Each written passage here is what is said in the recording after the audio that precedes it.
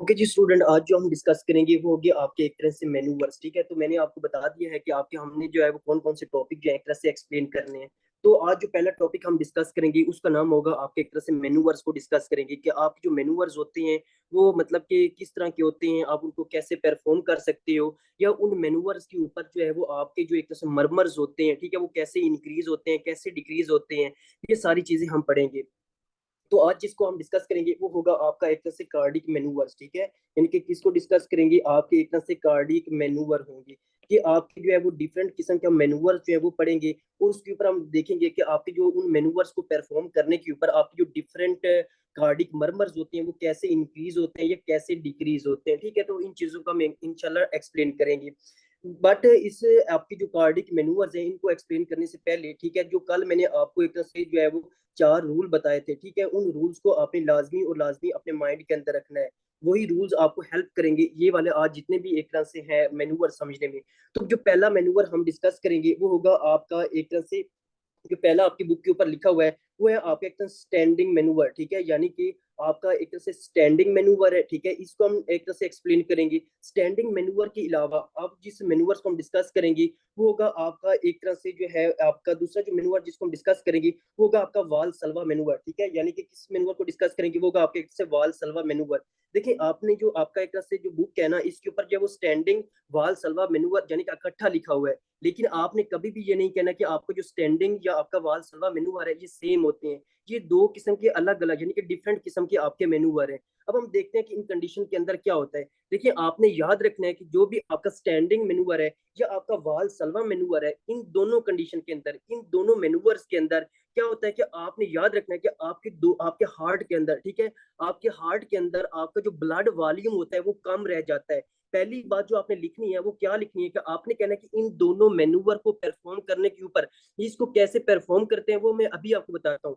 लेकिन आपने जो सबसे पहली स्टेटमेंट लिखनी है वो आपने ये लिखनी है कि यार ये जो आपके स्टैंडिंग मेनूवर्स हैं, जो आपका वाल सलवा मेनूवर है, इन दोनों मेनूवर को परफॉर्म करने के ऊपर क्या होता है कि आपका डिक्रीज हो जाता है। क्या होता है, एक तरह से डिक्रीज ब्लड वॉल्यूम। ठीक है, यानी कि डिक्रीज ब्लड वॉल्यूम, आपका जो ब्लड वॉल्यूम होता है वो डिक्रीज हो जाता है to the both sides of the heart, to the both sides of the heart. यानी कि जो भी आपके हार्ट के दोनों साइड्स होंगे, यानी कि आप कह सकते हो कि आपका जो राइट वेंट्रिकल होता है, ठीक है, आपका राइट वेंट्रिकल और आपके जो लेफ्ट वेंट्रिकल्स होते हैं, इन दोनों चैम्बर्स के अंदर या आपके पूरे हार्ट के अंदर जो ब्लड वॉल्यूम होता है वो ब्लड वॉल्यूम डिक्रीज हो जाता है। ये स्टेटमेंट आपने लिखनी है कि चाहे आप स्टैंडिंग मेनूवर या वाल सलवा मेनूवर परफॉर्म करवाओगे अपने पेशेंट से, तो इन दोनों मेनूवर को परफॉर्म करने के ऊपर आपकी जो ब्लड आपका जो एक तरह से जो ब्लड वॉल्यूम होगा वो आपके जो आपके दोनों आपके हार्ट के दोनों साइड्स होंगे वहां पे कम हो जाएगा।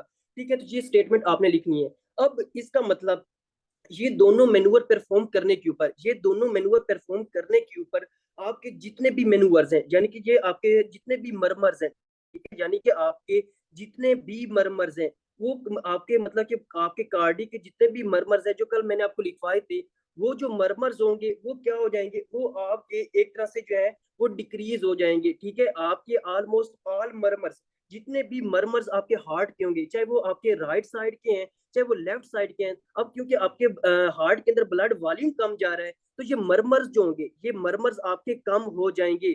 लेकिन लेकिन एक्सेप्शन क्या मैंने लिखवाई थी आपको, जो कल मैंने आपको एक्सेप्शन लिखवाई थी वो ये था कि आपका माइट्रल वाल प्रोलैप्स और आपका जो हाइपरट्रोफिक ऑब्स्ट्रक्टिव कार्डियोमायोपैथी होती है, इन दोनों के जो मेनूवर होंगे, इन दोनों के जो मेनूवर होंगे, तो जब भी इन दोनों के मेनूवर जो होंगे, लेफ्ट वेंट्रिकल्स का जो वॉल्यूम जब भी डिक्रीज होगा तो इन दोनों के जो मेनूवर होंगे वो दो एक्स मरमर होंगे, ये एक तरह से इंक्रीज हो जाएंगे। ये आपने याद रखना है कि आपका क्या होगा कि जब भी आप स्टैंडिंग मेनूवर या आपका वाल सलवा मेनूवर परफॉर्म करवाओगे अपने उस पेशेंट से, तो आपके क्या होगा कि आपके हार्ट के दोनों साइडों के ऊपर जो ब्लड वॉल्यूम होगा वो कम रह जाएगा। आपके राइट वेंट्रिकल आपके लेफ्ट वेंट्रिकल्स के अंदर जो ब्लड वॉल्यूम होगा वो कम रह जाएगा, और आपके जितने भी मरमर्स होंगे आपके हार्ट के दोनों साइडों के, जो आपके हार्ट की जो 4 वाल्स हैं उनके जितने भी मरमर्स हैं वो डिक्रीज हो जाएंगे, वो आपको एक तरह से जो है वो कम लाउड सुनाई देंगे। ये आपने याद रखना है।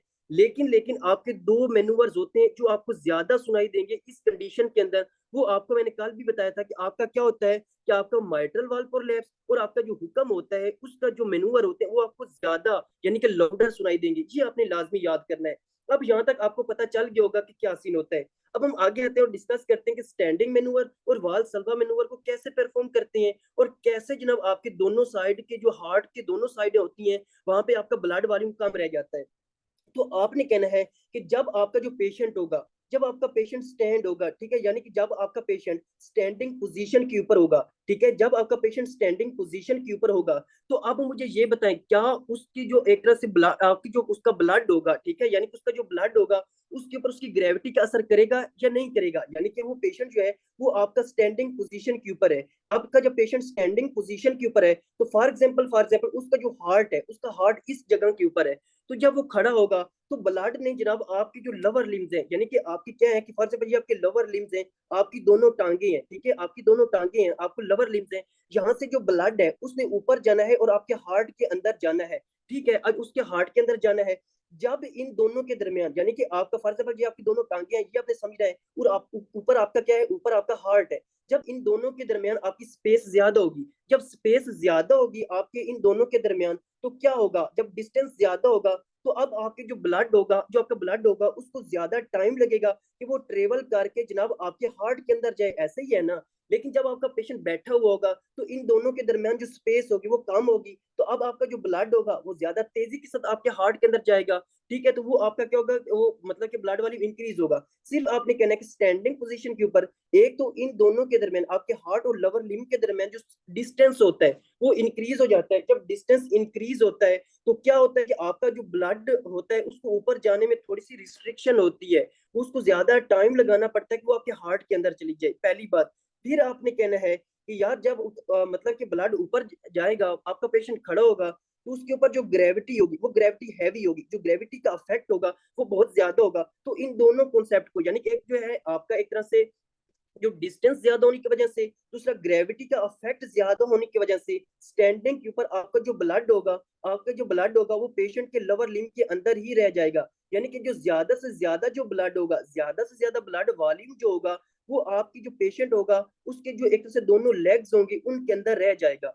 जब ब्लड ज्यादा से ज्यादा उसकी लेग्स के अंदर रह जाएगा तो अब ब्लड ऊपर कम जाएगा और आपके हार्ट के अंदर भी कम जाएगा। ठीक है, तो ये आपने कहना है कि क्या आपने लिखना है कि भाई जब आपका पेशेंट स्टैंडिंग पोजीशन के ऊपर होगा तो क्या होगा कि आपके एक तरह से डिस्टेंस, ठीक है, यानी कि आपके लोअर लिम्स और आपका हार्ट के दरमियान प्लस डिस्टेंस और आपकी ग्रेविटी का जो इफेक्ट है, आपकी जो ग्रेविटी है उसका इफेक्ट ज्यादा होने की वजह से क्या होगा, उसका इफेक्ट ज्यादा होने की वजह से क्या होगा कि जनाब उसका जो ब्लड वॉल्यूम होगा, जो ब्लड वॉल्यूम होगा वो ज्यादा से ज्यादा कहाँ रह जाएगा, ब्लड वॉल्यूम ज्यादा से ज्यादा जनाब उसकी जो है एक तरह से लेग्स के अंदर रह जाएगा। जब लेग्स के अंदर रह जाएगा तो अब क्या होगा कि ऊपर आपके हार्ट की तरफ जो ब्लड वॉल्यूम होगा, ठीक है, वो कम जाएगा। जब आपके हार्ट की तरफ ब्लड वॉल्यूम जाता है, ठीक है, उसको हम क्या कहते हैं, वेनस रिटर्न कहते हैं ना। यानी कि जो अब आपका जो हमने जो वो पढ़ा था स्टार्टिंग में कि आपका वेनस रिटर्न प्री लोड क्या होता है, तो अब क्या होगा कि आपका जो वेनस रिटर्न है, ठीक है, आपका एक तरह से जो वेनस रिटर्न है, जो ऊपर से नीचे जो ब्लड जा रहा है वो कम होगा। तो आपने कहना वेनस रिटर्न अब क्या होगा, कम होगा। जब वेनस रिटर्न कम होगा तो मुझे बताएं जो प्री लोड होता है, ठीक है, क्या होता है कि आपके प्री लोड होता है, या फिर हमने उसको कहा था कि आपका प्री सिस्टोलिक वॉल्यूम होता है, यही कहा था, आपका प्री लोड या आपका प्री सिस्टोलिक वॉल्यूम या फिर आपका एंड डायस्टोलिक वॉल्यूम। ठीक है, एंड डायस्टोलिक वॉल्यूम, ये हमने टर्म्स जो है वो तीनों पढ़ी हुई हैं बड़ी डिटेल के साथ। तो आपका क्या होगा, pre load, pre systolic volume या फिर एंड डायस्टोलिक वॉल्यूम क्या होगा, आपका डिक्रीज होगा। ऐसे ही है ना। जब डिक्रीज होगा तो अब मुझे ये बताएं आपका जो है वो जब आपके एक तरह से जब आपकी वाल्व्स के ऊपर, ठीक है, जब आपकी वाल्व्स के ऊपर ब्लड जो होगा वो ज्यादा टकराएगा तो ज्यादा नॉइज प्रोड्यूस होगी। ठीक है, लेकिन अब तो ब्लड वॉल्यूम ही कम है। जब ब्लड वॉल्यूम ही कम है तो अब आपके हार्ट के जो वाल्व्स होंगे, जो आपके हार्ट के जो लीफलेट्स होंगे उनके ऊपर जो ब्लड जो होगा वो कम टकराएगा क्योंकि ब्लड वॉल्यूम में कम है। तो अब क्या होगा कि जनाब आपका जो एक तरह से आपका क्या होगा कि जितने भी मरमर्स होंगे, ठीक है, यानी कि उसने लिखा हुआ है प्री लोड कम होने की वजह से, सिर्फ उसने ज्यादा लिखा हुआ है कि आपका लेफ्ट वेंट्रिकल का वॉल्यूम कम हो जाएगा, होगा आपका राइट वेंट्रिकल का भी। लेकिन बुक के ऊपर जो लिखा हुआ है उसने लेफ्ट वेंट्रिकल का वॉल्यूम ज्यादा मेंशन क्यों हुआ है, किया हुआ है, उसने लेफ्ट वेंट्रिकल्स के वॉल्यूम को डिक्रीज क्यों लिखा है, क्यों मतलब कि लिखा है सिर्फ लेफ्ट वेंट्रिकल के वॉल्यूम को, राइट वेंट्रिकल के वॉल्यूम को क्यों नहीं लिखा? उसने कहा है कि सिर्फ वो आपको ये बताना चाहता है कि लेफ्ट वेंट्रिकल का वॉल्यूम कम है, जिसकी वजह से आपका जो एक ये दोनों मरमर्स होंगे, माइट्रल वाल्व प्रोलैप्स और जो हुक्म के जो मरमर्स होंगे, ये इंक्रीज हो जाएंगे, ठीक है, आपके लेफ्ट वेंट्रिकल्स के अंदर ब्लड वॉल्यूम कम होने की वजह से। तो ये आपने प्रोसेस याद रखना है कि कैसे स्टैंडिंग पोजीशन के ऊपर आपका क्या होता है कि आपका जो लाइक दोनों साइडों के ऊपर जो आपका हार्ट का आपके हार्ट की दोनों साइड्स होते हैं, वहां पे जो ब्लड वॉल्यूम होता है वो कैसे डिक्रीज हो जाता है, तो ये आपने याद रखना है। जब आपके हार्ट के अंदर ब्लड वॉल्यूम कम हो जाएगा तो आपने लिखना है कि स्टैंडिंग मेनूवर के ऊपर जो आपका स्टैंडिंग मेनूवर होगा, इसमें जितने भी मरमर्स होंगे, ठीक है, जितने भी मरमर्स होंगे, आप जितने भी मरमर्स होंगे वो क्या हो जाएंगे, वो डिक्रीज हो जाएंगे, क्योंकि अब आपके हार्ट के जो वाल्व्स होते हैं उनके अंदर से जो ब्लड गुजरेगा वो कम गुजरेगा। जब ब्लड वॉल्यूम ही कम गुजरेगा तो वो लीफलेट्स के ऊपर कम टकराएगा और कम नॉइस प्रोड्यूस करेगा। तो ये आपने कहना है। लेकिन आपने कहना है कि यार जो हुक्म होता है, ठीक है, हुक्म होता है प्लस आपका जो होता है आपका माइट्रल वाल्व प्रोलैप्स, और माइट्रल वाल्व प्रोलैप्स कैसे होता है वो मैं आपको बता चुका हूँ। ये आपका क्या होगा, ये आपके इंक्रीज होंगे, तो ये अपने लाजमी और लाजमी अपने माइंड के अंदर रखना है। ठीक है, तो आई होप सो कि आपको पता चल गया होगा। अब हम आगे आते हैं और वाल्व सल्वा मेनूवर को डिस्कस करते हैं। देखो वाल्व सल्वा मेनूवर क्या है, ये भी आपकी एक ऐसा मेनूवर होगा जो आप पेशेंट से परफॉर्म करवाओगे, जिसमें आपका जो ब्लड वॉल्यूम होगा वो आपके दोनों साइडों के ऊपर कम हो जाएगा, यानी कि आपका इफेक्ट तो सेम इसी तरह होगा जिस तरह स्टैंडिंग मेनूवर का होगा, लेकिन हमने सिर्फ पढ़ना है कि इसके अंदर जो है वो कैसे ब्लड वॉल्यूम कम हो जाता है। देखिए आपने कहना है कि जो वाल सल्वा मेनूवर होता है ना, इसके अंदर आप क्या करते हो, इसके अंदर आप पेशेंट को कहते हो कि आपने अपना मुंह और आपका जो एक तरह से जो आपकी नोस्ट्रिल्स होती हैं, यानी कि आपका जो नाक होता है, आपने पेशेंट को कहना है कि अपना मुंह भी बंद कर ले और अपना जो नाक है, दोनों जो नोस्ट्रिल्स हैं, ठीक है, उनको भी बंद कर ले। फिर वो आपने उसको कहना कि मतलब बड़ी जोर के साथ बाहर एक तरह से एक्सपायर करने की कोशिश करो। ठीक है, इस बात को आपने समझना है।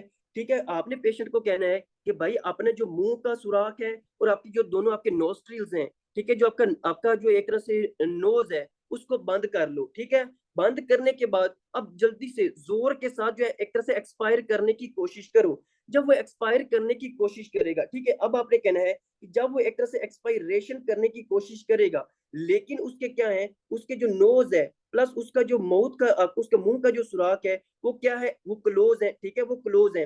तो हमने पढ़ा था कि यार जब इंस्पायरेशन पेशेंट करता है, इंस्पायरेशन के ऊपर आपका जो इंट्राथोरेसिक प्रेशर है वो कम हो जाता है, वॉल्यूम इंक्रीज हो जाता है। ठीक है, ऐसे ही कहा था ना।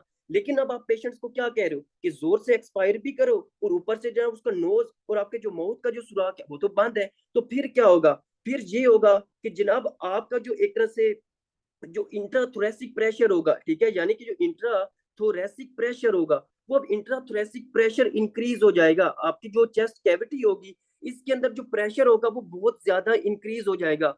जब लेकिन इंस्पायरेशन के पर इंट्राथोरेसिक प्रेशर डिक्रीज हो जाता था, ये आपने डिफरेंशिएट करना है। इंट्राथोरेसिक प्रेशर जब इंक्रीज होगा तो आप मुझे ये बताएं, जो आपका एक तरह से जो एक तरह सुपीरियर वेना केवा होगा प्लस आपका जो इन्फीरियर वेना केवा होगा, उसके ऊपर प्रेशर ज्यादा से ज्यादा होगा या नहीं होगा? उनके ऊपर जो प्रेशर होगा वो भी ज्यादा होगा। ठीक है, इनके मतलब कि ऊपर से प्रेशर इनको स्क्वीज करेगा।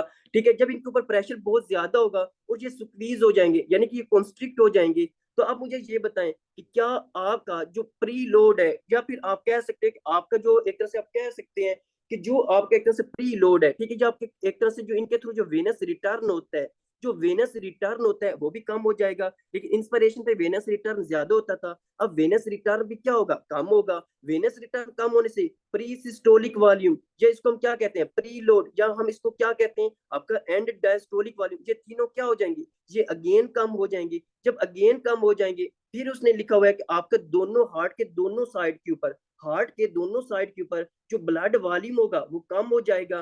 स्पेशली मतलब उसने मेंशन किया हुआ है आपके हुक्म और माइट्रल वाल्व प्रोलैप्स को एक्सप्लेन करने के लिए कि आपके दोनों साइडों के ऊपर तो वाल मतलब कि आपका एक तरह से प्रीलोड कम होगा, लेकिन आपका स्पेशली आपके लेफ्ट वेंट्रिकल्स का जो वॉल्यूम होगा वो भी कम हो जाएगा, जिसकी वजह से जितने भी मरमर्स होंगे वो आपके कम हो सुनाई देंगे। लेकिन एक्सेप्शन क्या होती है कि माइट्रल वाल्व प्रोलैप्स और आपका हुक्म का जो एक तरह से होता है वो आपको एक तरह से क्या ज्यादा सुनाई देता है। तो ये आपने लाजमी और लाजमी नोट करना है कि आप जो है वो स्टैंडिंग मैनूवर या एक तरह से वालसवा मैनूवर जो थे वो कैसे परफॉर्म करते हो, और फिर उनके ऊपर जो है वो कौन कौन से आप जो है वो मरमर ज्यादा सुनोगे और कौन कौन से जो मरमर्स होंगे वो कम सुनोगे। तो ये आपको लाजमी और लाजमी पता होना चाहिए। अब ये आई होप सो कि आपको ये दोनों जो मेनूवर्स हैं ये आपको क्लियर हो चुकी होंगी। फिर आगे आते हैं और आगे डिस्कस करते हैं कि आपके कौन कौन से मेनूवर्स होते हैं। अब जिन मेनूवर्स को हमने डिस्कस करना है वो होते हैं आपके एक तरह से जो है वो पैसिव लेग रेस और लाइंग डाउन, ठीक है।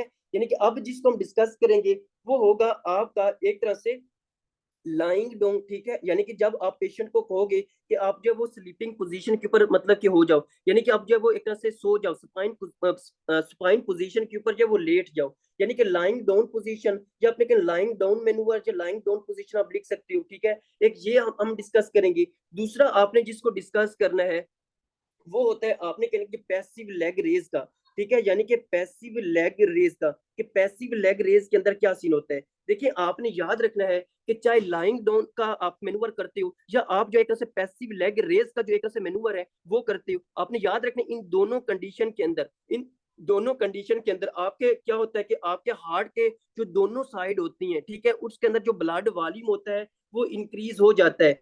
यानी कि आपने क्या स्टेटमेंट लिखनी है, आपने ये स्टेटमेंट लिखनी है कि इन दोनों मैनूवर्स को परफॉर्म करने के ऊपर क्या होता है कि increase blood volume to the both sides of the heart. क्या होता है कि आपने याद रखना है कि इंक्रीजेस ब्लड वॉल्यूम, जो आपका ब्लड वॉल्यूम होगा वो इंक्रीज होगा। कहाँ पे इंक्रीज होगा?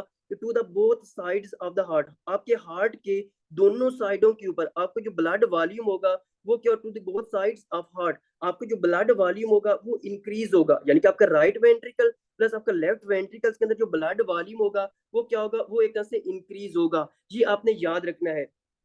अब जब इनका एक तरह से क्या होगा कि जब ब्लड वॉल्यूम इंक्रीज होगा तो आपका क्या होगा कि आपके जितने भी मरमर्स होंगे, ठीक है, आपके जितने भी मरमर्स होंगे वो मरमर्स आपको, ठीक है, आपके जितने भी आपके हार्ट के मरमर्स होंगे वो आपको क्या सुनाई देंगे, आपको लाउडर सुनाई देंगे, ठीक है। यानी कि वो इंक्रीज हो जाएंगे, आपके जितने भी मरमर्स हैं वो इंक्रीज हो जाएंगे। क्यों? क्योंकि अब इन दोनों मैनूवर को परफॉर्म करने के ऊपर आपका ब्लड वॉल्यूम ज्यादा हो रहा है। जब ब्लड वॉल्यूम ही ज्यादा हो रहा है तो ये ब्लड जो होता है वो ज्यादा से ज्यादा आपकी जो हार्ट वाल के जो लीफलेट्स हैं उनके साथ ज्यादा टकराएगा, नॉइस प्रोड्यूस करेगा, तो आपका जो मरमर्स होंगे वो आपको लाउडर सुनाई देंगे। लेकिन एक्सेप्शन क्या है? तो एक्सेप्शन आपने लिखनी है कि यार जो आपका एक तरह से माइट्रल वाल्व प्रोलैप्स होगा, ठीक है, आपका एक जो माइट्रल वाल्व प्रोलैप्स होगा या फिर आपका एक हुक्म का होगा, उसमें क्या होगा कि जब भी लेफ्ट वेंट्रिकल का वॉल्यूम इंक्रीज होगा, लेफ्ट वेंट्रिकल का वॉल्यूम इंक्रीज होगा तो इनका जो मेनूवर होते हैं वो क्या होते हैं, हो जाते हैं, वो डिक्रीज हो जाते हैं। तो ये आपने याद रखना है।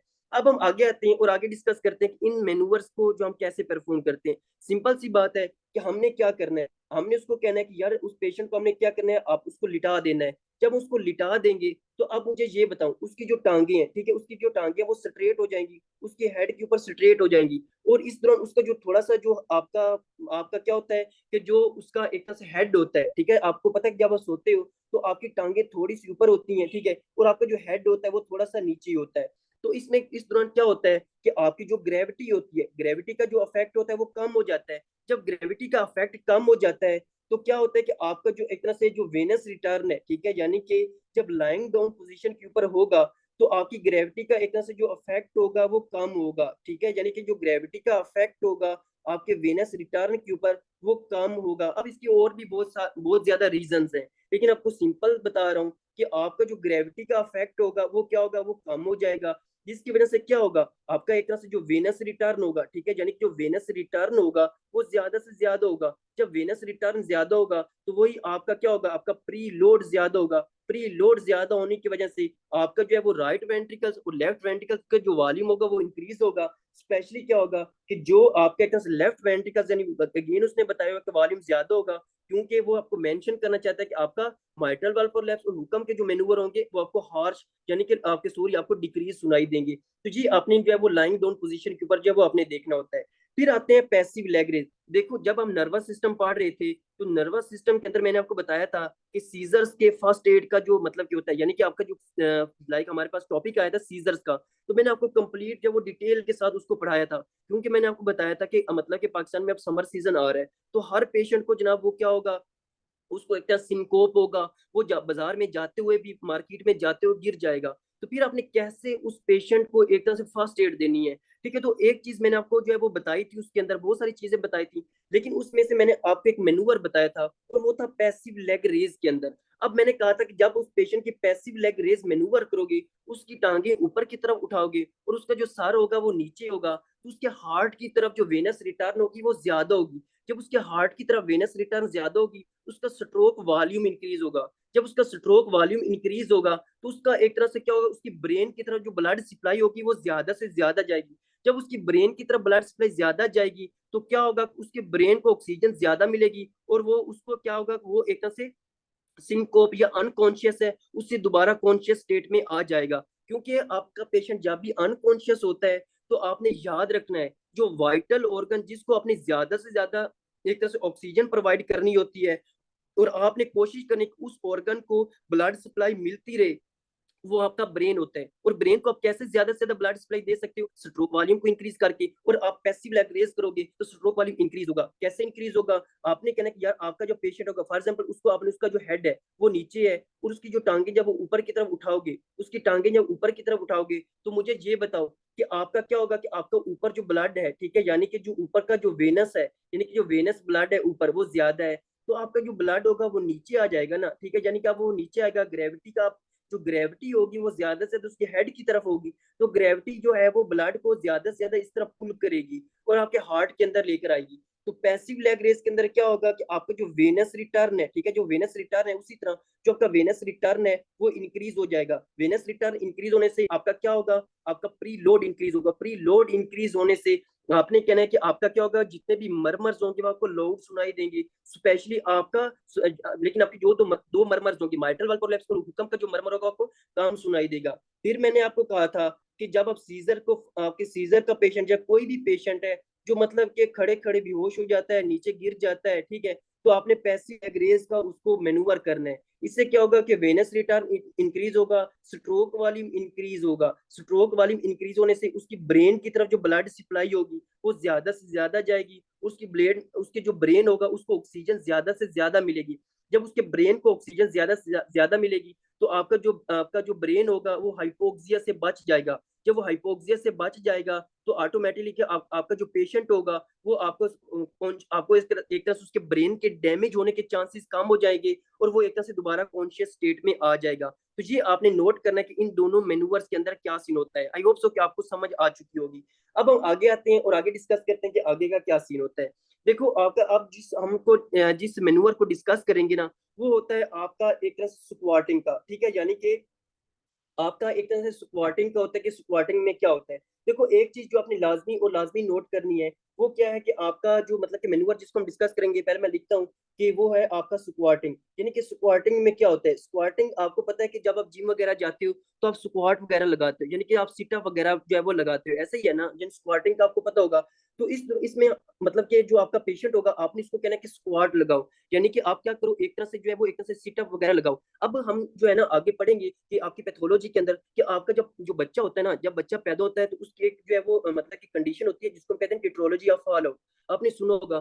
तो कुदरती तौर पे जो है वो बाय नेचर क्या होता है कि उस पेश जो बच्चा होता है ना, वो बाय नेचर जो है उसके अंदर जो स्क्वाटिंग वाला मेनूवर होता है वो स्टार्ट हो जाता है। यानी कि उसके अंदर जो स्क्वाटिंग वाला मेनूवर है ना वो स्टार्ट हो जाता है, बाय नेचर ही बच्चा स्क्वाट करना स्टार्ट कर देता है। क्योंकि जब वो स्क्वाटिंग जो है मेनूवर परफॉर्म करना स्टार्ट कर देता है ना, तो उसकी जो साइनोसिस होती है वो इम्प्रूव हो जाती है। क्योंकि उसका क्या होता है कि उसकी एक तरह से जो एक तरह से जो ऑक्सीजनेटेड ब्लड है, ठीक है, ऑक्सीजनेटेड ब्लड होता है, वो अब आपकी जो है एक तरह से जो सिस्टेमिक सर्कुलेशन के अंदर या आपके डिफरेंट ऑर्गन्स के अंदर जो ऑक्सीजनेटेड ब्लड होता है वो पहले से थोड़ा सा ज्यादा जो है वो जाता है। और आपका जो डीऑक्सीजनेटेड ब्लड है, जो आपका डीऑक्सीजनेटेड ब्लड है वो कम जाता है। ठीक है, तो ये आपने याद रखना है कि स्क्वाट जो टॉप होता है, टिटोलॉजी ऑफ अलर्ट, वो जो बच्चा होता है उसकी बाय नेचर स्क्वाटिंग जो है मैनुअल परफॉर्म करना स्टार्ट कर देता है। इससे उससे जो है वो ऑक्सीजनेटेड ब्लड आपका जो है वो थोड़ा सा ज्यादा जाने लग जाता है आपके किसके अंदर, आपके सिस्टेमिक सर्कुलेशन के अंदर। और जो डीऑक्सीजनेटेड होता है ब्लड वो कम एक तरह जाता है। अब इसके अंदर हम डिस्कस करते हैं कि इसके अंदर आपका स्क्वाटिंग के अंदर क्या होता है। देखो स्क्वाटिंग में वही होता है कि उसको आपने कहना है कि आप सिटअप लगाओ। जब आप वो सिटअप्स लगाएगा ना, तो एक चीज आपने याद रखनी है कि इन जो स्क्वाटिंग वाला मतलब कि स्क्वाटिंग मेनूवर होगा, इसके अंदर जो स्टेटमेंट आपने लिखनी है कि आपका क्या होगा, जो ब्लड वॉल्यूम होगा ना वो आपके दोनों, आपके हार्ट के दोनों साइड के अंदर ज्यादा होगा। यानी कि आपने सिंपली याद रखना है कि क्या होता है कि स्क्वाटिंग मैन्यूवर परफॉर्म करने से इंक्रीज ब्लड वॉल्यूम, ठीक है, increase blood volume to the both sides of the heart. यानी कि आपके हार्ट के दोनों साइड्स के अंदर जो एक तरह से जो ब्लड वॉल्यूम होगा वो क्या होगा, वो इंक्रीज होगा both sides of the heart. जब आपके हार्ट के दोनों साइड के अंदर स्क्वाटिंग लगाने के ऊपर आपका एक तरह से जो है वो एक तरह से जो हार्ट वॉल्यूम यानी कि ब्लड वॉल्यूम है वो ज्यादा होगा, तो इससे क्या होगा कि आपका एक तरह से जितने भी मेनूवर्स होंगे, ठीक है, जितने भी मेनूवर्स होंगे वो इंक्रीज हो जाएंगे, लेकिन आपकी दो दो जो मेनूवर्स होंगे जो हम बार बार डिस्कस कर रहे हैं वो एक तरह से क्या हो जाएंगे, वो डिक्रीज हो जाएंगे। तो ये आपने इसके अंदर याद रखना है कि स्क्वाटिंग के अंदर क्या होता है, ब्लड वॉल्यूम के ऊपर।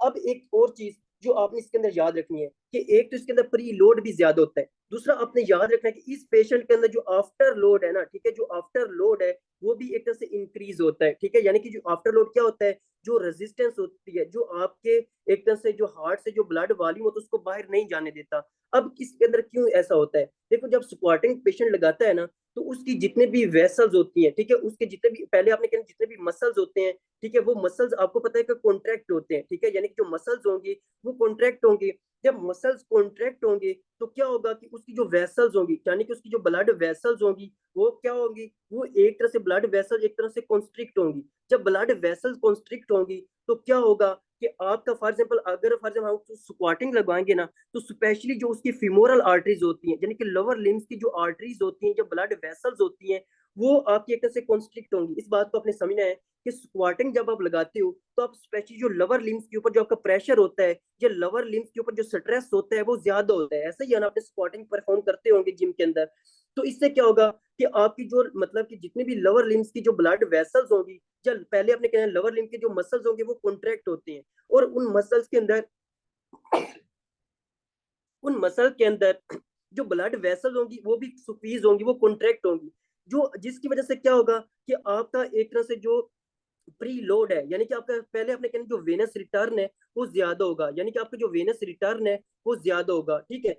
देखो इस कॉन्सेप्ट में कैसे समझना है कि आपका कैसे हो रहा है। हमने कहा था कि जब आपका क्या होता है, ये आपकी वेसल है, ठीक है, यानी कि ये वेसल है यानी जिसने क्या करना है, आपका एक तरह से जो ब्लड वॉल्यूम है ना या आपका एक तरह से प्री लोड है या ब्लड है वो नीचे से आपके ऊपर हार्ट की तरफ लेकर जाना है। कहाँ लेकर जाना है, आपके हार्ट की तरफ।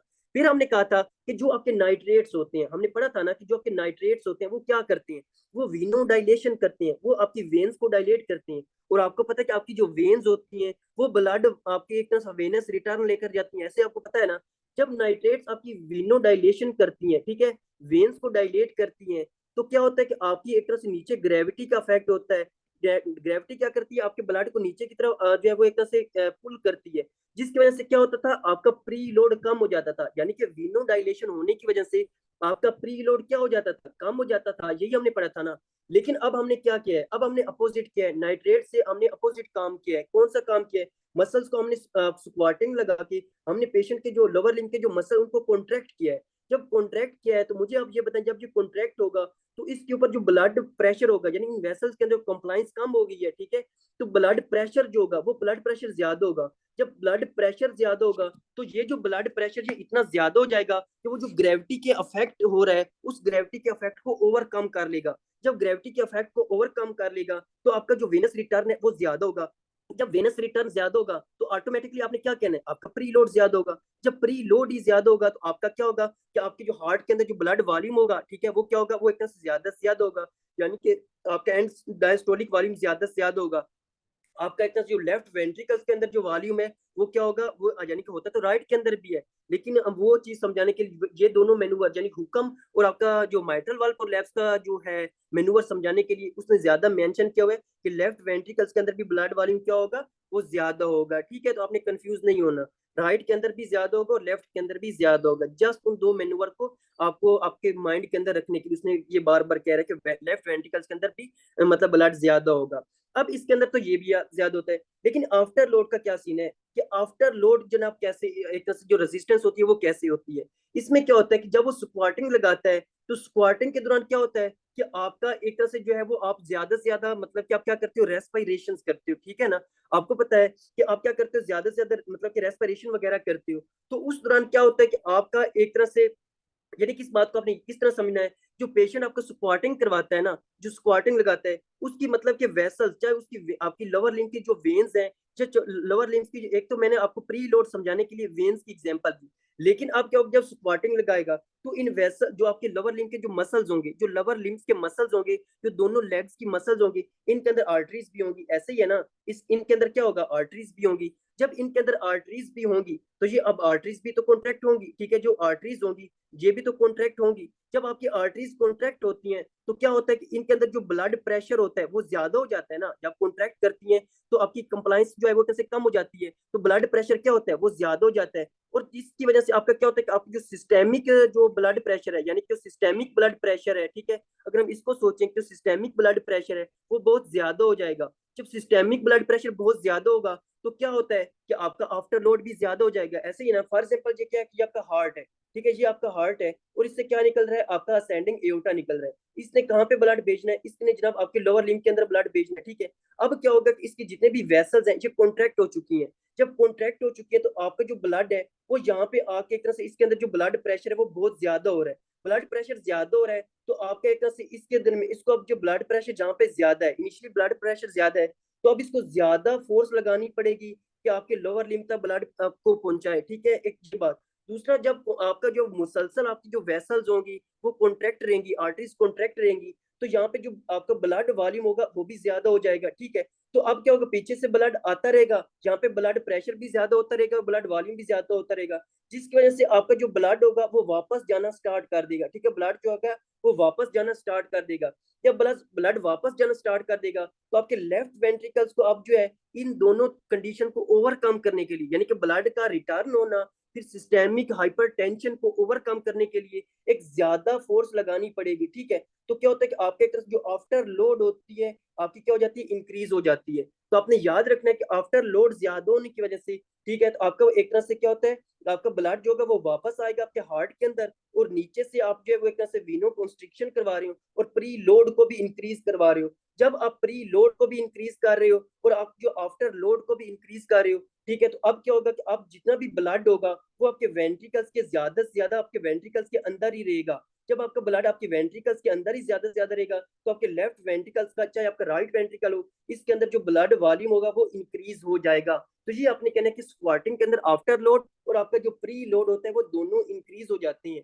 तो क्या होता है कि जितने भी आप जो आपके जो हार्ट के अंदर आपका जो ब्लड वॉल्यूम होता है वो इंक्रीज हो जाता है। जब ब्लड वॉल्यूम इंक्रीज हो जाता है तो जितने भी मरमर्स हैं स्क्वाटिंग के ऊपर वो आपको जब वो लाउडर सुनाई देते हैं, वो आपको हार्श सुनाई देते हैं, ठीक है, तो वो इससे आपने नोट करना है। लेकिन जो है वो मतलब कि आपकी जो दूसरी एक्सेप्शन वो आपकी माइट्रल वाल्व प्रोलैप्स की है, और आपका जो है वो दूसरा है हाइपरट्रोफिक, वो क्या हो जाएंगे, वो कम हो जाएंगे। तो ये आपने लाजमी और लाजमी इन चीजों को नोट करना है। अब ये आपका स्क्वाटिंग वाला भी हो गया कि स्क्वाटिंग के अंदर क्या सीन होता है। फिर हम आगे आते हैं और आगे जो है जिस मेनूवर को परफॉर्म करेंगे वो होगी आपकी इंस्पायरेशन, ठीक है, यानी कि इंस्पायरेशन का मेनूवर। अब ये इंस्पायरेशन का जो मेनूवर है ना ये आपको अच्छी तरह आता है, यानी कि जो इंस्पायरेशन वाला है आपका मेनूवर वो आपको आता है कि इंस्पायरेशन के ऊपर, क्योंकि हमने इसको डिटेल से जो है वो स्प्लिटिंग में भी एक्सप्लेन किया हुआ है और कल भी मैंने आपको बताया था, ठीक है। तो आपने कहना है कि जो इंस्पायरेशन होती है, इंस्पायरेशन के ऊपर क्या होता है कि आपका इंक्रीज वेनस रिटर्न, यानी कि इसके पीछे जो आपकी लॉजिक है, ये इसके पीछे जितना भी मेथड है वो आपको अच्छी तरह पता है, ठीक है। तो मतलब कि दोबारा से एक्सप्लेन करने की कोई जरूरत नहीं है। तो आपने कहना क्या होगा कि वेनस रिटर्न इंक्रीज होगा, वेनस रिटर्न इंक्रीज होगा कहाँ पे, टू द राइट हार्ट, यानी कि जो आपका राइट हार्ट होगा उसका जो एक से वेनस रिटर्न होगा वो ज्यादा होगा। जबकि इंस्पायरेशन के ऊपर क्या होता है कि डिक्रीज वेनस रिटर्न, ठीक है, आपका जो वेनस रिटर्न होती है टू द लेफ्ट हार्ट, ठीक है, वो क्या हो जाती है, वो लेफ्ट हार्ट एक तरह से कम हो जाती है, ठीक है। तो ये आपने कहना है। अब इसमें आपने याद रखना है कि क्या होता है कि आपका venous return to the right heart और venous return to the left heart कम हो जाती है। अब अच्छा, इसमें एक और भी मतलब की चीज है कि आप ये भी पूछ सकते हो कि इंस्पायरेशन के ऊपर अगर आपके राइट हार्ट के अंदर ब्लड ज्यादा जा रहा है तो ऑटोमेटिकली इसको लेफ्ट साइड पे भी ज्यादा से ज्यादा जाना चाहिए, ऐसे ही है ना। यानी कि अगर राइट साइड पे उसने राइट साइड पे ब्लड आ रहा है तो फाइनली उसने तो लेफ्ट साइड के ऊपर ही जाना है, लेफ्ट साइड के अंदर ही जाना है। तो क्यों, मतलब कि आपका फॉर एग्जाम्पल अगर 3 लीटर ब्लड या 5 लीटर ब्लड आपके राइट के ऊपर आता है, राइट साइड, तो 5 लीटर ही ब्लड वापस आपके सारी पल्मोनरी सर्कुलेशन के थ्रू होता हुआ आपके लेफ्ट हार्ट के अंदर जाएगा या लेफ्ट वेंट्रिकल्स के अंदर जाएगा। तो 5 लीटर को ही जाना चाहिए। लेकिन आपकी इंस्पायरेशन के ऊपर अगर राइट हार्ट के अंदर ब्लड वॉल्यूम ज्यादा हो रहा है, वेनस रिटर्न ज्यादा हो रहा है, लेकिन लेफ्ट हार्ट के अंदर क्यों कम हो रहा है, ठीक है। अगर इसका आपको आंसर पता है तो वेल एंड गुड है, ठीक है। जो कि मतलब कि मुझे पता है कि आप सबको नहीं पता होगा, लेकिन आपने याद रखना है। अभी मैं इस चीज को दोबारा से मतलब कि जो है वो डिटेल में नहीं जाऊंगा क्योंकि टाइम बहुत ज्यादा हो चुका है, तो हमने मेन्यूवर को खत्म भी करना है और मरमर स्टार्ट करनी है। तो आपने सिंपली यह याद करना है कि जो आपकी एक तरह से पल्मोनरी वेसल्स होती है ना, ठीक है, यानी कि जो आपकी पल्मोनरी वेसल्स होती हैं, इनकी जो कंप्लाइंस होती है ना वो बहुत ज्यादा होती है। आपने याद रखना है, अगर आपसे कोई पूछे, ठीक है, कि हमारी जो आपकी पूरी ब्लड वेसल्स हैं, जो आपकी बॉडी की जितनी भी ब्लड वेसल्स हैं, इनकी सबसे ज्यादा जो कंप्लाइंस होती है, यानी कि जो कंप्लाइंस क्या होती है, मैंने आपको बताया था कि अबिलिटी टू स्ट्रेच, यानी कि जितना वो एक्सपेंड हो सकती है, जितनी वो स्ट्रेच हो सकती है, जितना वो ब्लड वॉल्यूम अपने अंदर जो है वो एक तरह से कलेक्ट कर सकती है। स्ट्रेच होके एक वेसल स्ट्रेच होके एक्सपेंड होके, ठीक है, जितना ब्लड वॉल्यूम को अपने अंदर इकट्ठा कर सकती है, उसको हम क्या कहते हैं, उसको हम कहते हैं आपकी एक तरह से कंप्लाइंस कहते हैं।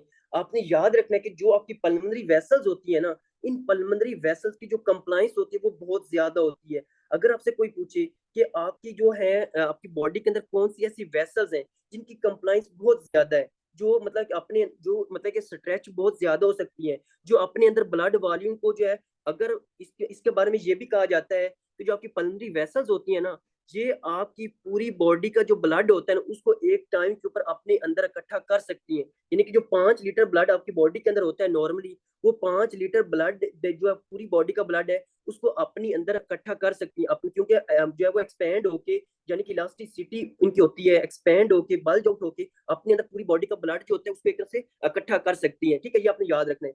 तो जो आपकी पल्मोनरी वेसल की जो कंप्लाइंस होती है वो बहुत ज्यादा होती है। जब पल्मोनरी वेसल की जो कंप्लाइंस होती है वो बहुत ज्यादा होती है, तो क्या होती है कि जब वेनस रिटर्न बहुत ज्यादा हो जाएगा ना आपकी इंस्पायरेशन के ऊपर, तो क्या होगा कि आपका एक तरह से जो आपकी क्या होगा, वेनस ब्लड की पूलिंग होना स्टार्ट हो जाएगी। यानी कि जो आपका वेनस ब्लड है ना, ठीक है, उसकी क्या हो जाएगी, वो पूलिंग होना स्टार्ट हो जाएगी। किसके अंदर, आपकी पल्मोनरी वेसल्स के अंदर। यानी कि क्योंकि अब इस पूलिंग का क्या मतलब होता है, यानी कि एक जो वो एक तरह से ब्लड इकट्ठा होना स्टार्ट हो जाएगा। जब ब्लड इकट्ठा होना स्टार्ट हो जाएगा ना, तो आपकी जो लेफ्ट हार्ट है उसके अंदर ब्लड कम जाएगा। तो आपने कहना लेफ्ट वेंट्रिकल या लेफ्ट हार्ट के अंदर ब्लड जो है वो कम जाएगा, इसलिए आपका venous return to left heart तो कम होता है, राइट हार्ट के ऊपर ज्यादा होता है। आपकी इंस्पायरेशन के ऊपर लेफ्ट हार्ट के मरमर तो ज्यादा सुनाई देते हैं, लेकिन लेफ्ट हार्ट के मरमर ज्यादा लाउडर सुनाई नहीं देती। अगर आप आपसे कोई पूछे यार इंस्पायरेशन तो कर रहा है, ठीक है, तो आपका वेनस रिटर्न अगर राइट हार्ट में ज्यादा हो रहा है तो ऑटोमेटिकली उसको लेफ्ट हार्ट के तो अंदर जाना है। ठीक है, अगर ब्लड जो है वो यहाँ से आ रहा है लंग्स के थ्रू वापस उसको लेफ्ट हार्ट पे तो जाना है। तो अगर 5 लीटर ब्लड यहाँ पे है आपके राइट साइड पे, तो 5 लीटर इधर भी तो जाना चाहिए। लेकिन आपने कहना ऐसा नहीं होता, क्योंकि जो पल्मोनरी वेसल्स होती है ना इनकी कंप्लाइंस बहुत ज्यादा होती है।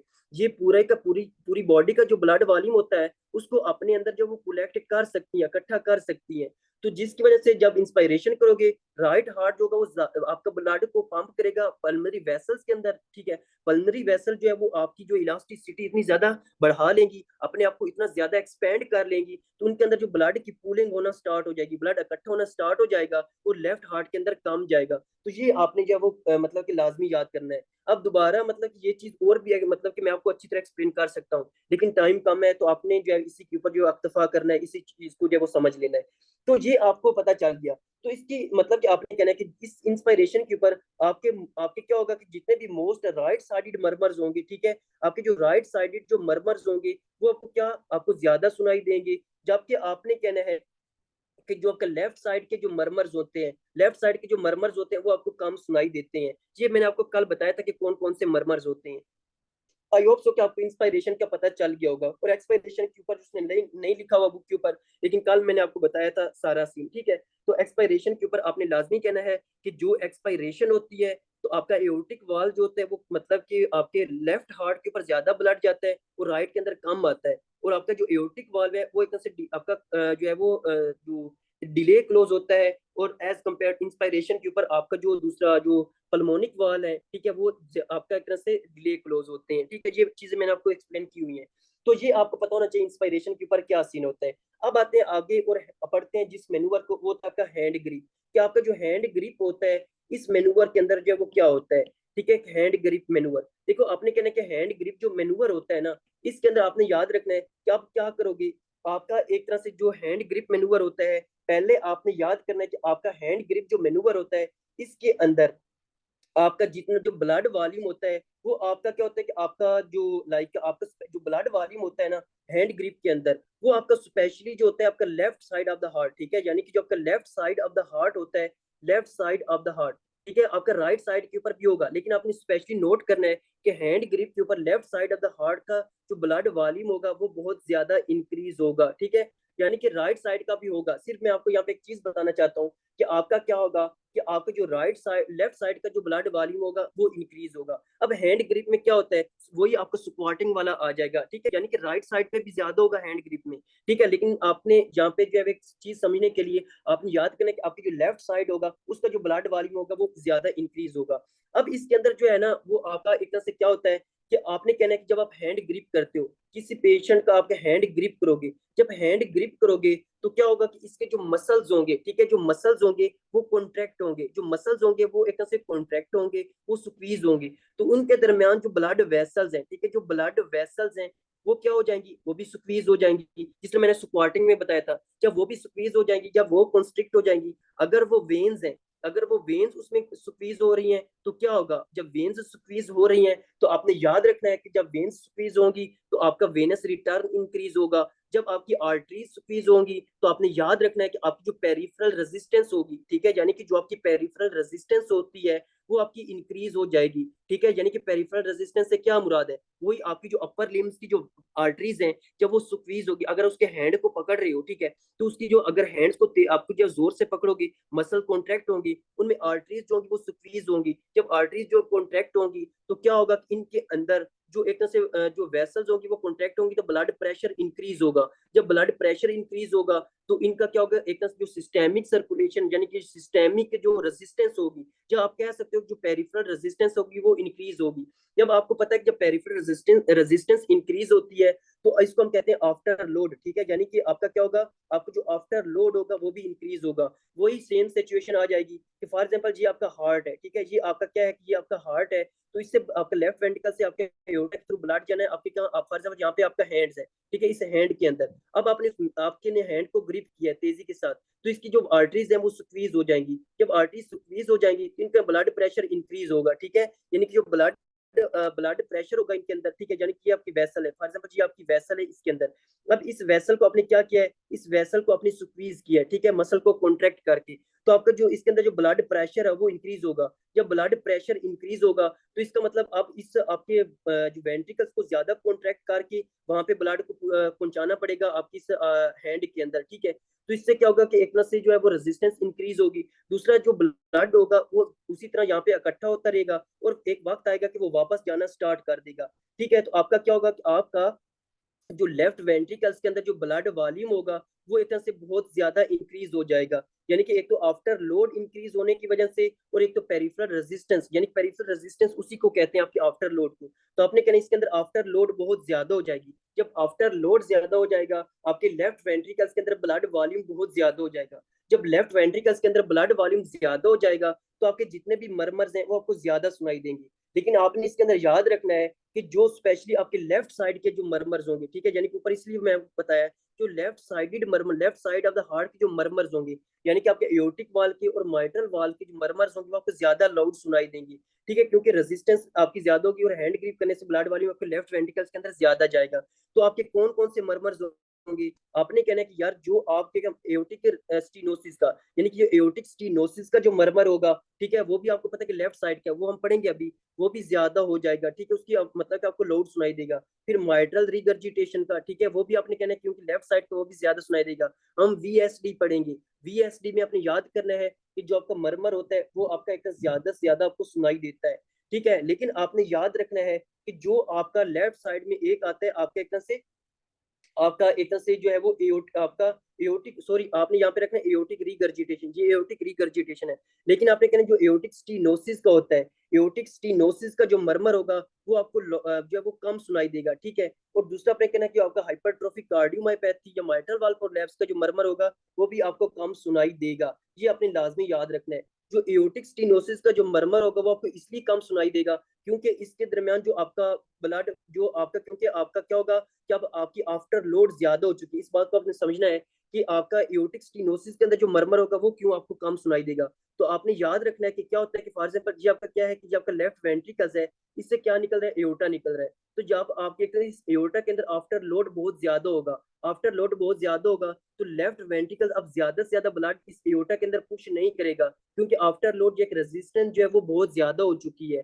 तो आपका क्या होगा कि आपका जो ट्रांस एओर्टिक प्रेशर है, ठीक है, ट्रांस एओर्टिक प्रेशर है वो कम हो जाएगा। जब ट्रांस एओर्टिक प्रेशर, ये ट्रांस एओर्टिक वाल का जो प्रेशर है वो कम हो जाएगा, जिसके अंदर जो ब्लड वॉल्यूम कम हो जाएगा, तो इसलिए आपने कहना है कि एओर्टिक स्टेनोसिस का जो मरमर होगा वो आपको कम सुनाई देगा, क्योंकि आफ्टर लोड ज्यादा है और अब वेंट्रिकल जो होगा वो आपका कम से कम ब्लड जो है वो एओर्टा के अंदर पंप करेगा, इसलिए आपने कहना है एओर्टिक स्टेनोसिस का जो मरमर होगा वो आपको एक तरह से कम सुनाई देगा। ये आपने कहना है। फिर आपने कहना है कि जो आपका हाइपरट्रोफिक कार्डियोमायोपैथी और आपका माइट्रल वाल्व कोलैप्स का जो मरमर होते हैं वो आपको एक तरह से कम सुनाई देते हैं, और ये आपको एक तरह से रीजन के साथ पता होनी चाहिए, क्योंकि ये दोनों तो एक्सेप्शन है और तीसरे की आपको प्रॉपर रीजन पता होनी चाहिए। ठीक है, तो ये थे आपके मेनूवर। अब मुझे जल्दी से बता दें कि आप सबको मेनूवर क्लियर हो चुके हैं, किसी को कोई मसला? अच्छा, तो ये आपको समझ आ चुकी है मेनूवर्स के बारे में। ठीक है, तो अब हम जिसको डिस्कस करेंगे, आपका मेन इंपॉर्टेंट जो आपके आएंगे, जो टॉपिक अब हम डिस्कस करेंगे वो कौन सा होगा, वो होते हैं आपके एक तरह से आपके मरमर्स। कि आपके मरमर्स का क्या सीन होता है, ये मरमर्स आपके लिए जो है वो एक तरह से समझना बहुत ही जरूरी है। ठीक है, अब इस चीज में मैंने आपको दो चीज करवाऊंगा। एक तो मैं आपको जो एक तरह से मरमर्स हैं वो डिटेल से पढ़ाऊंगा, एक एक चीज आपकी क्लियर करवाऊंगा। दूसरी, जब मैं इस चीज को पढ़ा लूंगा, आपको एक्सप्लेन कर लूंगा, तो जो इंपॉर्टेंट चीजें होंगी मैंने आपको क्लास के अंदर ही उसके जो है वो रट्टा लगवाना है। ठीक है, उन्हीं चीजों को अभी याद करवाना है, क्योंकि ये मेनूवर आपको मैं कहता हूँ कि अच्छी तरह आना चाहिए। एक तो कॉन्सेप्ट पहले आपको क्लियर होना चाहिए, फिर मैंने आपको इनका रट्टा लगवाना है, आपको अच्छी तरह याद करवाने हैं, ताकि आपको ये मेनूवर अच्छी तरह आ जाए। ठीक है, तो ये लाजमी आपने नोट करना है। तो पहले आते हैं, पहले जिस मेनूवर्स को हम आपके सॉरी अब मरमर्स की तरफ आते हैं, तो पहले जिस मरमर्स को हम डिस्कस करेंगे वो होगा आपका एक तरह से एओर्टिक स्टेनोसिस का मरमर। कौन सा होगा मरमर आपका, एक तरह से एओर्टिक स्टेनोसिस का मरमर। आपने याद करना है कि एओर्टिक स्टेनोसिस का मरमर का क्या सीन होता है। देखो, कल हमने पढ़ा था कि आपका जो एओर्टिक स्टेनोसिस का जो मरमर होता है वो में कौन सा मरमर सुनाई देता है। तो आपको एक बात तो क्लियर होनी चाहिए, तो हमें जो है वो एक सिस्टोलिक इजेक्शन मरमर सुनाई देता है, ऐसे ही है ना। यानी कि अगर हम कल की बात करें, जो मैंने आपको कहा था कि आपने चीजें याद करनी है, सिर्फ आपने जो है उस चीज के ऊपर आप आना है कि आपने कहना है कि यार ये जो सिस्टोलिक इजेक्शन मरमर होता है ना, ये हम एओर्टिक स्टेनोसिस के अंदर सुनेंगे। ठीक है, तो ये पहली बात आपने नोट करनी है। ठीक है, ये आपने लाजमी और लाजमी देख लेनी है।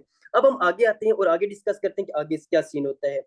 अब एओर्टिक स्टेनोसिस के अंदर क्या होता है। एओर्टिक स्टेनोसिस में ये होता है कि यार फॉर एग्जांपल ये आपका क्या है कि जो आपका एक तरह से जो एओर्टिक स्टेनोसिस होती है, इसमें फॉर एग्जांपल ये मैंने आपको जो है वो दोनों left side of the heart को ड्रा कर रहा हूँ। ठीक है, तो इसमें आपने कहना है फॉर एग्जांपल एक नॉर्मल आपका जो एओर्टिक वाल्व है, ठीक है, फॉर एग्जांपल यहाँ पे मैं ड्रा कर देता हूँ। ठीक है, यहाँ पे एक समझाने के लिए, मतलब कि वैसे यहाँ पे नहीं होता, सिर्फ आपको समझाने के लिए। तो आपने याद करना है कि एओर्टिक स्टेनोसिस में नॉर्मली आपको जो पहली चीज पता होनी चाहिए ना, जो एओर्टिक वाल्व होता है, ठीक है, यानी कि एक जो एओर्टिक वाल्व होता है, उस एओर्टिक वाल्व का जो सरफेस एरिया होता है, या उसके अंदर जो एक तरह से कैविटी होती है, या उसका सरफेस एरिया होता है, ठीक है, वो आपका तकरीबन आपका एक तरह से 3 से 4 आपका एक तरह से सेंटीमीटर क्यूब होता है, या स्क्वायर सॉरी आपने कहना है 3 से 4 स्क्वायर सेंटीमीटर होता है। ये आपने नोट करना है कि जो एओर्टिक वॉल का नॉर्मल सरफेस एरिया होता है ना, वो आपने कहना है कि आपका 3 से 4 स्क्वायर सेंटीमीटर होता है।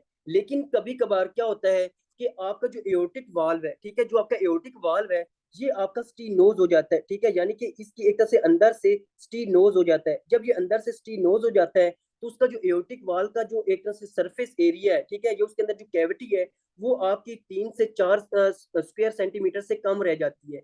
जब आपकी आपके एओर्टिक वाल का जो सरफेस एरिया है, जो उसके अंदर जो आपकी कैविटी है, वो 3 से 4 स्क्वायर सेंटीमीटर से कम रह जाएगी, तो ठीक है, उससे कम रह जाएगी, तो इस कंडीशन को हम कहेंगे आपका जो एओर्टिक वाल्व है वो स्टीनोज हो चुका है। वो क्या हो चुका है, आपने कहना है वो एक तरह से एओर्टिक वाल्व की स्टीनोसिस हो चुकी है। तो ये आपने कहना है कि इसका क्या सीन होता है। अब जब एओर्टिक वाल्व की स्टीनोसिस होती है, तो क्या होता है कि जब भी आपका आपका जो एक तरह से जो वेंट्रिकल्स होगा, ठीक है, जब भी आपके एक तरह से ये जो वेंट्रिकल्स होगा ये कॉन्ट्रैक्ट करेगा। ठीक है, फॉर एग्जाम्पल आप ये आपका वाल्व है, ठीक है, ये स्टीनोज हो चुका है, तो आपको पता है एओर्टिक वाल्व के क्या होते हैं कि 3 कस्प होते हैं। क्या होते हैं, एक तरह से 3 कस्प होते हैं, 3 लीफलेट्स होते हैं। अब जब ये कॉन्ट्रैक्ट होगा, ठीक है, आपका वेंट्रिकल्स कॉन्ट्रैक्ट होगा, तो आपका क्या होगा नॉर्मली, तो मतलब कि आपका आपने मैंने मैंने कहा था कि जब आपके हार्ट के जो वाल्व्स होते हैं जब वो ओपन होते हैं, तो ओपन होने पे मेनली हम आपके मरमर सुनते हैं, ऐसे ही है ना। तो जब आपकी, आपको पता है कि जब आपकी आइसोवॉल्यूमेट्रिक कॉन्ट्रैक्शन वाला हमने फेज पढ़ा था, तो आपका जो आउटपुट वाल्व्स होते हैं, ठीक है, आपके जो आउटपुट वाल्व्स होते हैं वो ओपन होते हैं, ऐसे ही है ना। और आउटपुट वाल्व्स ओपन होते हैं तो आपकी क्या होती है, S1 साउंड प्रोड्यूस होती है इनपुट वाल्व के क्लोज होने से, वो अलग बात है। तो आपने कहना कि जब आपका एक तरह से जो आपके वेंट्रिकल्स कॉन्ट्रैक्ट करेगा, तो ये आपका जो एओर्टिक वाल्व है, अगरचे तो ये स्टीनोज है, ये मतलब कि स्टीनोज है, लेकिन इसका कुछ ना कुछ तो ये ओपन होगा, कुछ ना कुछ इसके अंदर जो कैविटी है, ठीक है, थोड़ी बहुत तो कैविटी एक तरह से मौजूद है, अगरचे वो 3 से 4 स्क्वायर सेंटीमीटर से कम हुआ है, लेकिन कुछ ना कुछ स्पेस बाकी है। तो क्या होगा, जब ये कॉन्ट्रैक्ट होगा तो इससे जो ब्लड होगा वो बाहर जाएगा। जब ब्लड बाहर जाएगा तो क्या होगा कि इस ये जो ब्लड जब बाहर जाएगा इस लीफलेट्स के साथ टकराएगा। जब लीफलेट्स के साथ टकराएगा तो एक तरह से मरमर प्रोड्यूस होंगे। तो क्योंकि ये आपका वेंट्रिकल्स के कॉन्ट्रैक्ट होने से और आपके एओर्टिक वाल के थोड़ा बहुत ओपन होने की वजह से आपका मरमर प्रोड्यूस हो रहा है, तो इसलिए हम इसको कहते हैं सिस्टोलिक मरमर। एक एक चीज को आपने नोट करना है, हम इसको कहते हैं सिस्टोलिक मरमर कहते हैं। फिर क्या होता है कि अब आपका क्योंकि जो वाल्व है वो स्टीनोज हो चुका है, ठीक है, वो नैरो हो चुका है, तो लेफ्ट वेंट्रिकल्स के अंदर जो ब्लड वॉल्यूम है वो तो बहुत ज्यादा है। लेफ्ट वेंट्रिकल्स के अंदर जो ब्लड वॉल्यूम है वो तो बहुत ज्यादा है, क्योंकि इससे ब्लड जो है वो बाहर, एक तो बाहर नहीं जा रहा, ठीक है, यानी कि लेफ्ट वेंट्रिकल्स के जो ब्लड वॉल्यूम है एक तो वो बाहर कम जा रहा है, वो बाहर जो है वो एक तरह से कम जा रहा है। और ऊपर से क्या है कि जो आपका एक तरह से जो राइट एट्रियम है, राइट एट्रियम के थ्रू जो ब्लड है वो और ज्यादा, सॉरी, आपका जो लेफ्ट एट्रियम है, लेफ्ट एट्रियम के थ्रू आपका ब्लड और ज्यादा इसके अंदर आ रहा है। जब इसके अंदर ब्लड जनाब पहले ही बाहर कम जा रहा है और ऊपर से जो है वो एक तरह से लेफ्ट एट्रियम से जो ब्लड है और ज्यादा आ रहा है, तो फाइनली क्या होगा, आपके लेफ्ट वेंट्रिकल्स के अंदर जो वॉल्यूम होगा वो बहुत ज्यादा हो जाएगा। जब लेफ्ट वेंट्रिकल्स के अंदर ब्लड वॉल्यूम बहुत ज्यादा होगा तो क्या होगा कि ये जोर से कॉन्ट्रैक्ट करेगा। जब ये जोर से कॉन्ट्रैक्ट करेगा तो ज्यादा से ज्यादा ब्लड वॉल्यूम होने की वजह से बहुत ज्यादा एकदम से इसमें इजेक्शन होगी, बहुत मतलब कि तेजी के साथ जो ब्लड होगा वो मतलब कि इजेक्ट करेगा, बाहर जाएगा, ठीक है। यानी कि फॉर एग्जांपल क्या होता है, अगर इसका ल्यूमन ज्यादा है, ल्यूमन ज्यादा है तो ब्लड जो होगा ना वो इतनी तेजी के साथ नहीं जाएगा, ठीक है, एज कंपेयर टू अगर इसका ल्यूमन कम है। क्योंकि जब आप एक पाइप लेते हो और पाइप का जो एक तरह से अगर उसको स्क्वीज करते हो, उसको ऊपर से प्रेस करते हो, तो जो उसके अंदर जो ब्लड जो वाटर होता है ना वो बहुत स्पीड के साथ, ठीक है, वो एक प्रेशर के साथ जाता है, ऐसे ही है ना। तो सेम इसी तरह जब ये कॉन्ट्रैक्ट होगा और इसका ब्लड वॉल्यूम भी ज्यादा है, तो ब्लड इससे जो है वो बहुत तेजी के साथ बाहर इजेक्ट करेगा, बहुत तेजी से इससे ब्लड की इजेक्शन होगी, ठीक है, प्रेशर के साथ इजेक्शन होगी। जब एक तो ब्लड वॉल्यूम ज्यादा होने की वजह से और बहुत ज्यादा तेजी के साथ ब्लड वॉल्यूम एक तरह इससे बाहर इजेक्शन होने की वजह से ज्यादा ब्लड इन लीफलेट्स के साथ टकराएगा। जब ज्यादा ब्लड प्रेशर के साथ इन लीफलेट्स के साथ टकराएगा तो क्या होगा कि आपकी ज्यादा साउंड प्रोड्यूस होगी। तो इसलिए आपका सिस्टोलिक इजेक्शन मरमर हम इसके अंदर सुनते हैं। तो आपको पहली चीज क्लियर होनी चाहिए कि यार हम एओर्टिक स्टीनोसिस के अंदर, नॉर्मली एओर्टिक स्टीनोसिस का सरफेस एरिया कितना होता है और आपका एओर्टिक स्टीनोसिस हम कब कहते हैं, आपने कहना जब इससे कम आपका सरफेस एरिया हो जाता है। फिर आपने कहना कि यार इसके अंदर हम सिस्टोलिक इजेक्शन मरमर ही क्यों सुनते हैं, तो आपने कहना एक तो वो सिस्टोल करेगा, दूसरा ब्लड जो होगा वो एओर्टिक वाल की स्क्वीज होने के बाद ब्लड ज्यादा इजेक्शन यानी कि एक तेजी के साथ बाहर जाएगा और तेजी के साथ आपके लीफलेट्स के साथ टकराएगा, तो इसलिए हम इस सिस्टोलिक इजेक्शन मरमर सुनते हैं। ये आपको लाजमी और लाजमी पता होनी चाहिए। तो अब दूसरी बात, आपको पता है कि जो सिस्टोलिक इजेक्शन मरमर होता है ये हम कहाँ पे सुनते हैं, आपके एओर्टिक एरिया के ऊपर सुनते हैं। जब एओर्टिक एरिया की सुनते हैं तो आपने कहना है कि ये हम कहाँ पे सुनेंगे, सेकंड इंटरकोस्टल स्पेस के ऊपर, आपकी right side of the sternum, ठीक है, यानी कि जो आपकी right side of the sternum है वहां पे आपका ये वाला मरमर सुनेंगे, ये आपने कहना है। फिर आपने यहाँ पे कहना है कि ये जो आपका सिस्टोलिक इजेक्शन मरमर है इसका कंप्लीट नाम ये नहीं है, इसका कंप्लीट नाम और है, कौन सा है, इसमें आपने याद रखना है कि फॉर एग्जाम्पल अगर एक टाइम है, एक वक्त है कि आपका ये जो लेफ्ट वेंट्रिकल्स है ये कॉन्ट्रैक्ट हो रहा है, ऐसा ही है ना। फॉर एग्जाम्पल एक टाइम है, इस टाइम के ऊपर आपका वेंट्रिकल जो है वो कॉन्ट्रैक्ट हो रहा है, लेकिन एक टाइम भी आएगा ना जब ये एक तरह से डायस्टोल भी होगा, ठीक है, यानी कि आपका क्या होगा, ये कॉन्ट्रैक्ट भी होगा, आपका रिलैक्स भी होगा, ये कॉन्ट्रैक्ट भी होगा, रिलैक्स भी होगा, सिस्टोल भी होगा, इसका डायस्टोल भी होगा, ऐसा ही है ना। तो इसका मतलब जब वो सिस्टोल करेगा, ठीक है, यानी कि जब वो क्या करेगा, सिस्टोल करेगा, तो सिस्टोल होने पे ब्लड ज्यादा बाहर जाएगा, जब ब्लड बाहर ज्यादा जाएगा तो हमें जो मरमर होंगे वो हार्श यानी कि लाउड सुनाई देगा। क्या सुनाई देगा? लाउडर सुनाई देगा। लेकिन जब डायस्टोल करेगा, जब वो डायस्टोल करेगा, तो डायस्टोल के ऊपर आपको पता है कि ये वाल जो होता है ये क्लोज हो जाता है। तो क्लोज होने पे हमें मरमर कितना मतलब खास सुनाई नहीं देता। ठीक है, तो ब्लड इससे एक तरह वो डायस्टोल हो रहा है, रिलैक्स हो रहा है, तो ब्लड को ये बाहर पंप नहीं करेगा। जब पंप ही नहीं करेगा तो लीफलेट्स के ऊपर वो ब्लड नहीं टकराएगा। तो आपने कहना है कि डायस्टोल के दौरान हम जो मरमर जो होंगे वो एक तरह से स्लोअर सुनाई देगा, हमें कुछ इतना मतलब कि खास मतलब कि ज्यादा लाउडर सुनाई नहीं देगा।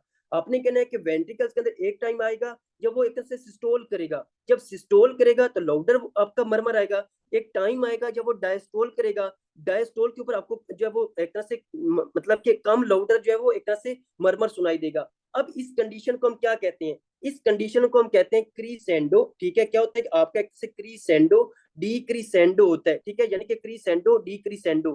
क्रीसेंडो डी क्रीसेंडो का क्या मतलब होता है? क्रीसेंडो का क्या मतलब होता है कि आपका जो मरमर होता है ना, जो आपका मरमर होता है वो आपको बहुत ज्यादा लाउडर सुनाई देता है। डिक्रिसेंडो का मतलब है कि आपका जो मरमर है वो आपको कम लाउडर सुनाई देता है। आपको क्या सुनाई देता है? कम लाउडर सुनाई देता है।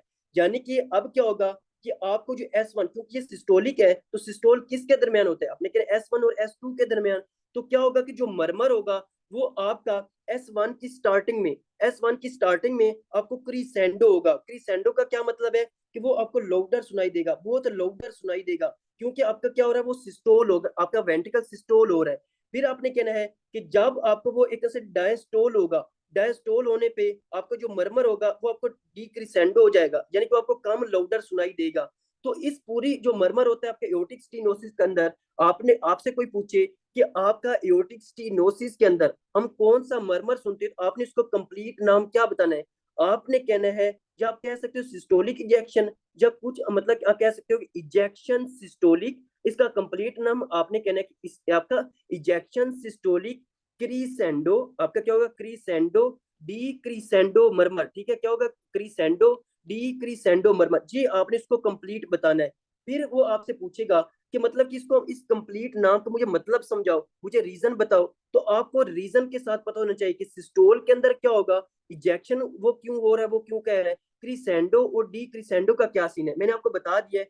तो ये आपको कंप्लीट पता होना चाहिए। यानी कि अगर आपके पास कोई पेशेंट आ जाता है, आप उस पेशेंट की एक्सकल्टेशन करते हो, आप जब वो second intercostal space right of the sternum के ऊपर आप स्टेथोस्कोप लेकर जाते हो, तो आपको क्या मिलता है? S1 और S2 के दरमियान आपको साउंड सुनाई देती है, एक मरमर सा सुनाई देता है, एक अजीब सी आवाज सुनाई देती है। ठीक है, तो वो क्या हो जाती है? एक टाइम आता है वो ज्यादा हो जाती है, एक टाइम आता है कम हो जाती है। यानी कि फिर आपने कहना है कि यार ये जो है ये क्रीसेंडो और डी क्रीसेंडो हो रहा है। फिर आपको कंप्लीट आपके माइंड के अंदर आना चाहिए ये इजेक्शन सिस्टोलिक क्रीसेंडो डी क्रीसेंडो मरमर है। अच्छा, जब ये वो वाला मरमर है तो ये हो क्यों रहा है, ये मतलब कि किस किस कंडीशन में ये हो रहा है, तो वो आपको पता होनी चाहिए। मतलब कि ये कौन कौन से स्टेप के ऊपर आपका सिस्टोल होगा, इजेक्शन होगा, क्रीसेंडो और डी क्रीसेंडो होगा, ये स्टेप आपको पता होना चाहिए रीजन के साथ।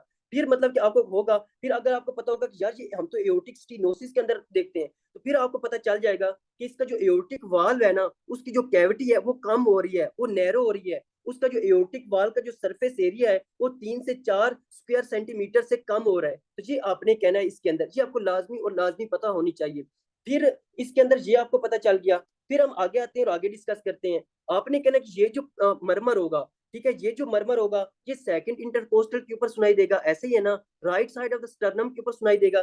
तो आपको पता है कि जो आपका हार्ट का ऊपर वाला यानी कि आपका हार्ट है, तो हार्ट की तो जो नीचे होती है वो तो आपकी एपेक्स होती है, हमने डिस्कस किया था कि एपेक्स किस किस से मिलके बनी होती है, हमने कंप्लीट ब्लड सप्लाई ये सारी चीजें डिस्कस की हैं। और ऊपर वाला बेस होता है, तो बेस के ऊपर आपकी सेकंड इंटरकोस्टल स्पेस होती है ना। ठीक है, तो आपने कहना है कि ये जो मरमर होगा ये लाउडेस्ट कहाँ पे होगा, हमें ज्यादा लाउड कहाँ पे सुनाई देगा? आपने कहना है बेस ऑफ द हार्ट, जो आपकी हार्ट की बेस होगी उसके ऊपर, यानी कि सेकंड इंटरकोस्टल स्पेस के ऊपर सुनाई देगा, ये आपने कहना है।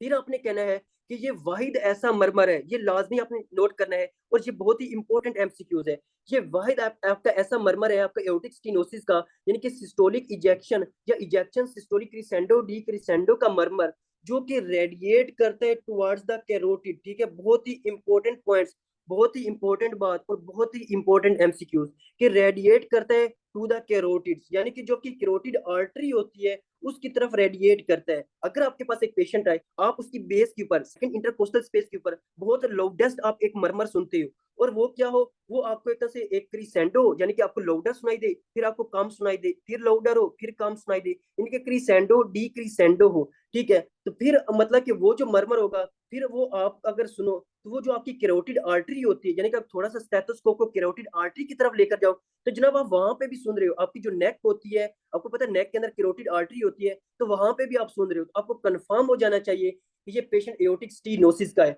तो बहुत ही इंपॉर्टेंट बात है, वो कहते हैं एक पेशेंट आपके पास आता है, उसकी जो मरमर है वो उस सिंपल जे भी एमसीक्यूज पूछ लेते हैं कि पेशेंट आपके पास आता है और उसका जो मरमर है, मैं आपको जब एक मतलब कि एक स्टेप बाय स्टेप जो वो मतलब एक चीज को क्लियर भी करता जाऊंगा, और आपको उसी लिहाज से एमसीक्यूज भी बताता जाऊंगा कि वो हर स्टेप के ऊपर कैसे एमसीक्यूज पूछ सकता है। वो कह सकता है कि आपका पेशेंट आता है और उसका जो मरमर है वो हमें हार्ट की बेस के ऊपर ज्यादा सुनाई देता है, और वो कैरोटिड की तरफ जाता है, कैरोटिड की तरफ रेडिएट करता है। तो ये कौन सा मरमर होगा? तो आपने कहा एओर्टिक स्टीनोसिस का क्रिसेंडो डी क्रिसेंडो, या आपने complete injection systolic crescendo decrescendo murmur होगा। ये आपने लाजमी नोट करना है।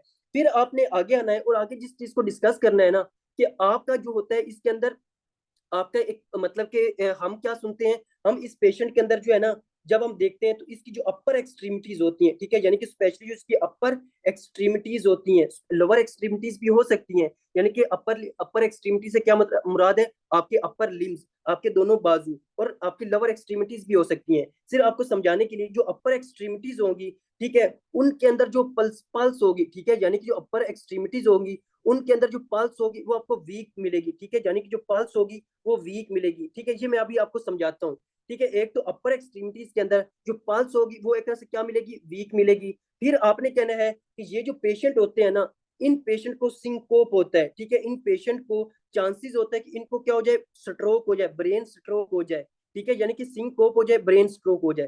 देखो मैंने आपको एक बात बताई थी कि एक मतलब कि मेरा दोस्त था, वो जिम जा रहा था, तो उसका क्या हो रहा था, वो डेली 3 लीटर पानी पी रहा था, डेली 3 लीटर पानी जो है वो ड्रिंक कर रहा था, लेकिन वो जिम भी जा रहा था, लेकिन इससे ज्यादा वो पानी नहीं पी रहा था। फिर वो कह रहा था जब मैं 1 हफ्ता जिम गया, तो मैं नमाज जब पढ़ता था, और मैं एकदम से जब खड़ा होता था, मतलब जब वो खड़ा होता था, तो मुझे क्या होता था, मुझे जनाब आपके एक तरह से मतलब कि सिंकोप हो जाता था, मतलब वो वर्टिको हो जाता था, मेरे आंखों के सामने जो है वो एक तरह से अंधेरा आ जाता था। इस बात को आपने लाजमी और लाजमी समझना है कि यानी कि वो कहता था कि जब मैं खड़ा होता हूँ, जब वो स्टैंडिंग पोजीशन के ऊपर होता हूँ, ठीक है, नमाज के दौरान, तो मेरी आंखों के सामने क्या हो जाता है, एक तरह से अंधेरा हो जाता है, ठीक है, मेरी आंखों के सामने अंधेरा हो जाता है। इसको हम कहते हैं आपके एक तरह से सिंकोप हो जाना, या आपके एक तरह से उसको क्या चक्कर भी आ जाते हैं, तो आपके वर्टिको हो जाता है। इसमें क्या होता है, मैंने आपको बताया था कि जब वो एक तरह से 3 लीटर पानी पी रहा है, तो उसके और एक तरह से वो जिम भी कर रहा है, तो उसको डिहाइड्रेशन हो रही थी। जब डिहाइड्रेशन हो रही थी,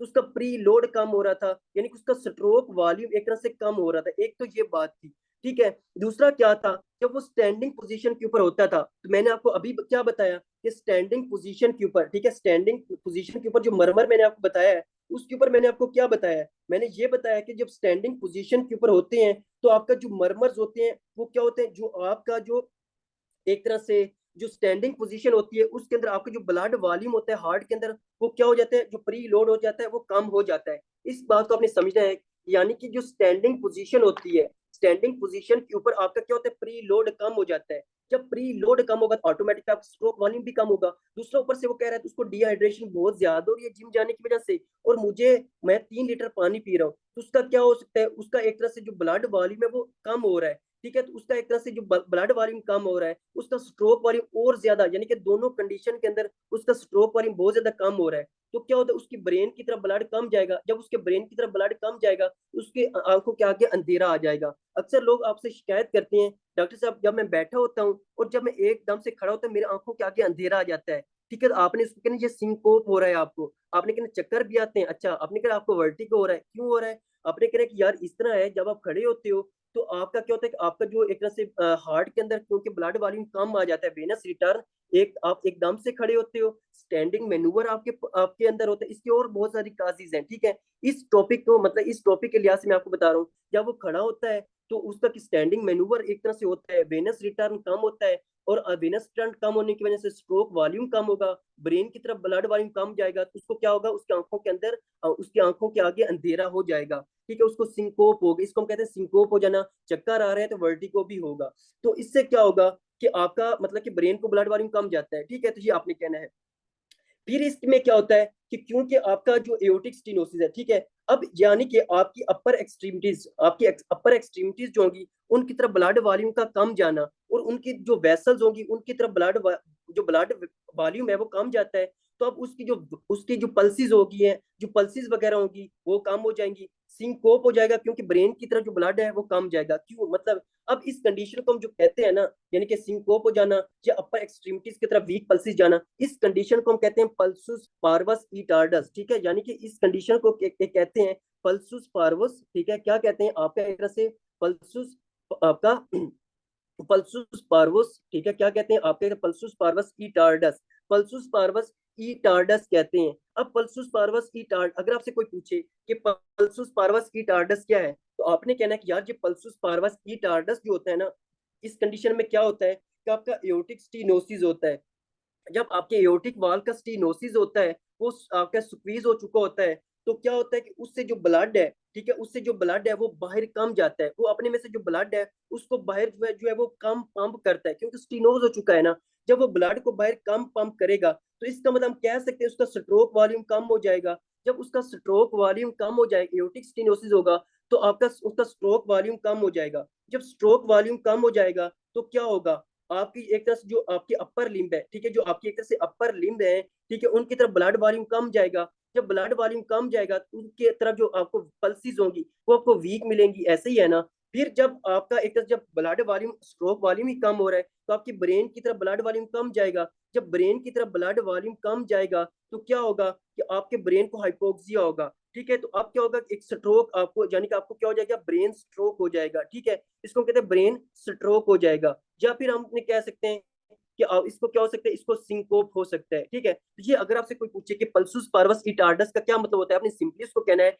कि पल्सुस पार्वस इटार्डस में क्या होता है कि आपकी वीक पल्सेस होती हैं, आपकी जो एक्सट्रीमिटीज होती हैं उनके अंदर वीक पल्सेस होती हैं, उनमें ब्लड वॉल्यूम कम जाता है, फिर आपने कहना है कि आपके ब्रेन को ब्लड सप्लाई कम मिलने की वजह से पेशेंट को सिंकोप हो जाता है, ब्रेन स्ट्रोक हो जाता है, फिर वो कहता है कि ये क्यों होता है, तो वो आपने कहना यार ये कंडीशन होती है एओर्टिक स्टीनोसिस में, एओर्टिक स्टीनोसिस में ब्लड आपके एओर्टिक वाल का जो सरफेस एरिया होता है वो कम हो जाता है, और उससे जो ब्लड वॉल्यूम है वो बाहर कम जाता है, यानी कि जब ब्लड वॉल्यूम बाहर कम जाएगा, स्ट्रोक वॉल्यूम कम होगा, तो आपको ये कंडीशन मिलती है, तो ये आपने लाजमी कहना है। तो पहली कंडीशन आपने जो नोट करनी है, एओर्टिक स्टीनोसिस वाले जो पेशेंट होगा इसके अंदर आपको क्या मिलेगा, इसके अंदर आपको सिंकोप मिलेगा, ठीक है, क्या मिलेगा आपको, सिंकोप मिलेगा।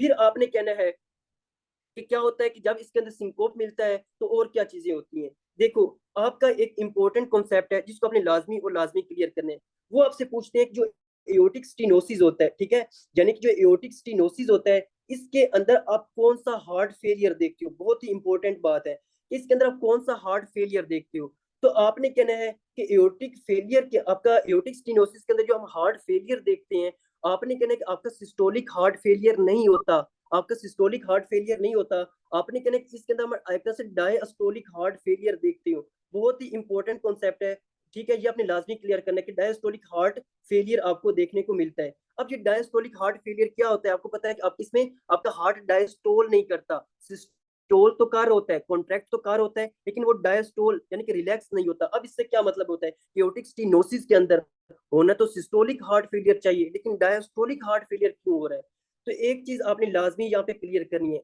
देखो आपको पता है कि फॉर एग्जांपल ये आपका लेफ्ट वेंट्रिकल्स है, ठीक है, क्या है कि ये आपके एक तरह से लेफ्ट वेंट्रिकल्स है, और लेफ्ट वेंट्रिकल से क्या निकलता है, आपका एओर्टा निकलता है, क्या निकलता है, एओर्टा। अब आपका जो एओर्टा है मैंने आपको बताया उसका जो 3 से 4 स्क्वायर सेंटीमीटर से ल्यूमन जो है वो कम हो चुका है, क्या हो चुका है, ल्यूमन कम हो चुका है, ठीक है, तो अब ये बेचारा बार बार कॉन्ट्रैक्ट करता रहेगा, एक जोर से कॉन्ट्रैक्ट करता रहेगा, और आपको पता है कि जो आपका लेफ्ट वेंट्रिकल्स होता है, मैंने आपको बताया था जब एनाटॉमी पढ़ रहे थे कि आपका क्या होता है, ये भी बताने जा रहा हूँ आपको, ठीक है, तो अब क्या होता है कि इसी ये कॉन्सेप्ट इसी वजह से मैं आपको समझा रहा हूँ, ठीक है। ये मतलब कि एक एक चीज मैंने आपको बताई है ना, कि मैं आपको एक एक चीज समझाऊंगा, ठीक है। एक एक चीज समझाने के बाद मैं आपको इस इन आपके मरमर्स को रट्टा लगवाऊंगा क्लास के अंदर, ताकि आपको अच्छी तरह याद हो जाए। कॉन्सेप्ट भी बताऊंगा और आपको रट्टा भी लगवाऊंगा। तो आपने कहना है कि जब आपका हार्ट इस आपकी जो है रेजिस्टेंस के खिलाफ बहुत ज्यादा कॉन्ट्रैक्ट करेगा, जब ये बेचारा हर वक्त कॉन्ट्रैक्ट करता रहेगा, बहुत लंबे अरसे से कॉन्ट्रैक्ट करता रहेगा, तो क्योंकि आपका लेफ्ट वेंट्रिकल ज्यादा मस्कुलर पार्ट है, जब ये मस्कुलर पार्ट है तो इसकी क्या होती जाएगी, इसकी एक तरह से हाइपरट्रॉफी होती जाएगी। यानी कि आपकी जो लेफ्ट वेंट्रिकल्स है,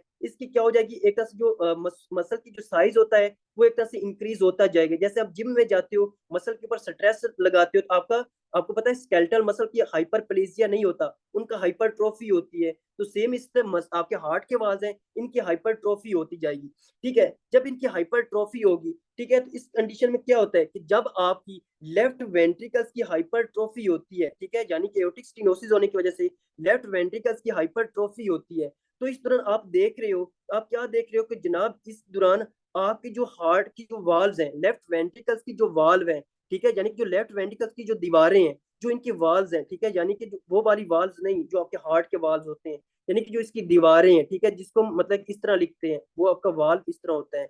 तो आपकी जो दीवारें हैं, जो वाल्व हैं, ठीक है, वो क्या हो रही हैं, वो एक तरह से थिक हो रही हैं। ऐसे ही है ना, जो आपकी वाल्व हैं, जो सॉरी जो आपका वाल है, जो उसकी दीवारें हैं वो थिक हो रही हैं, वो मोटी हो रही हैं।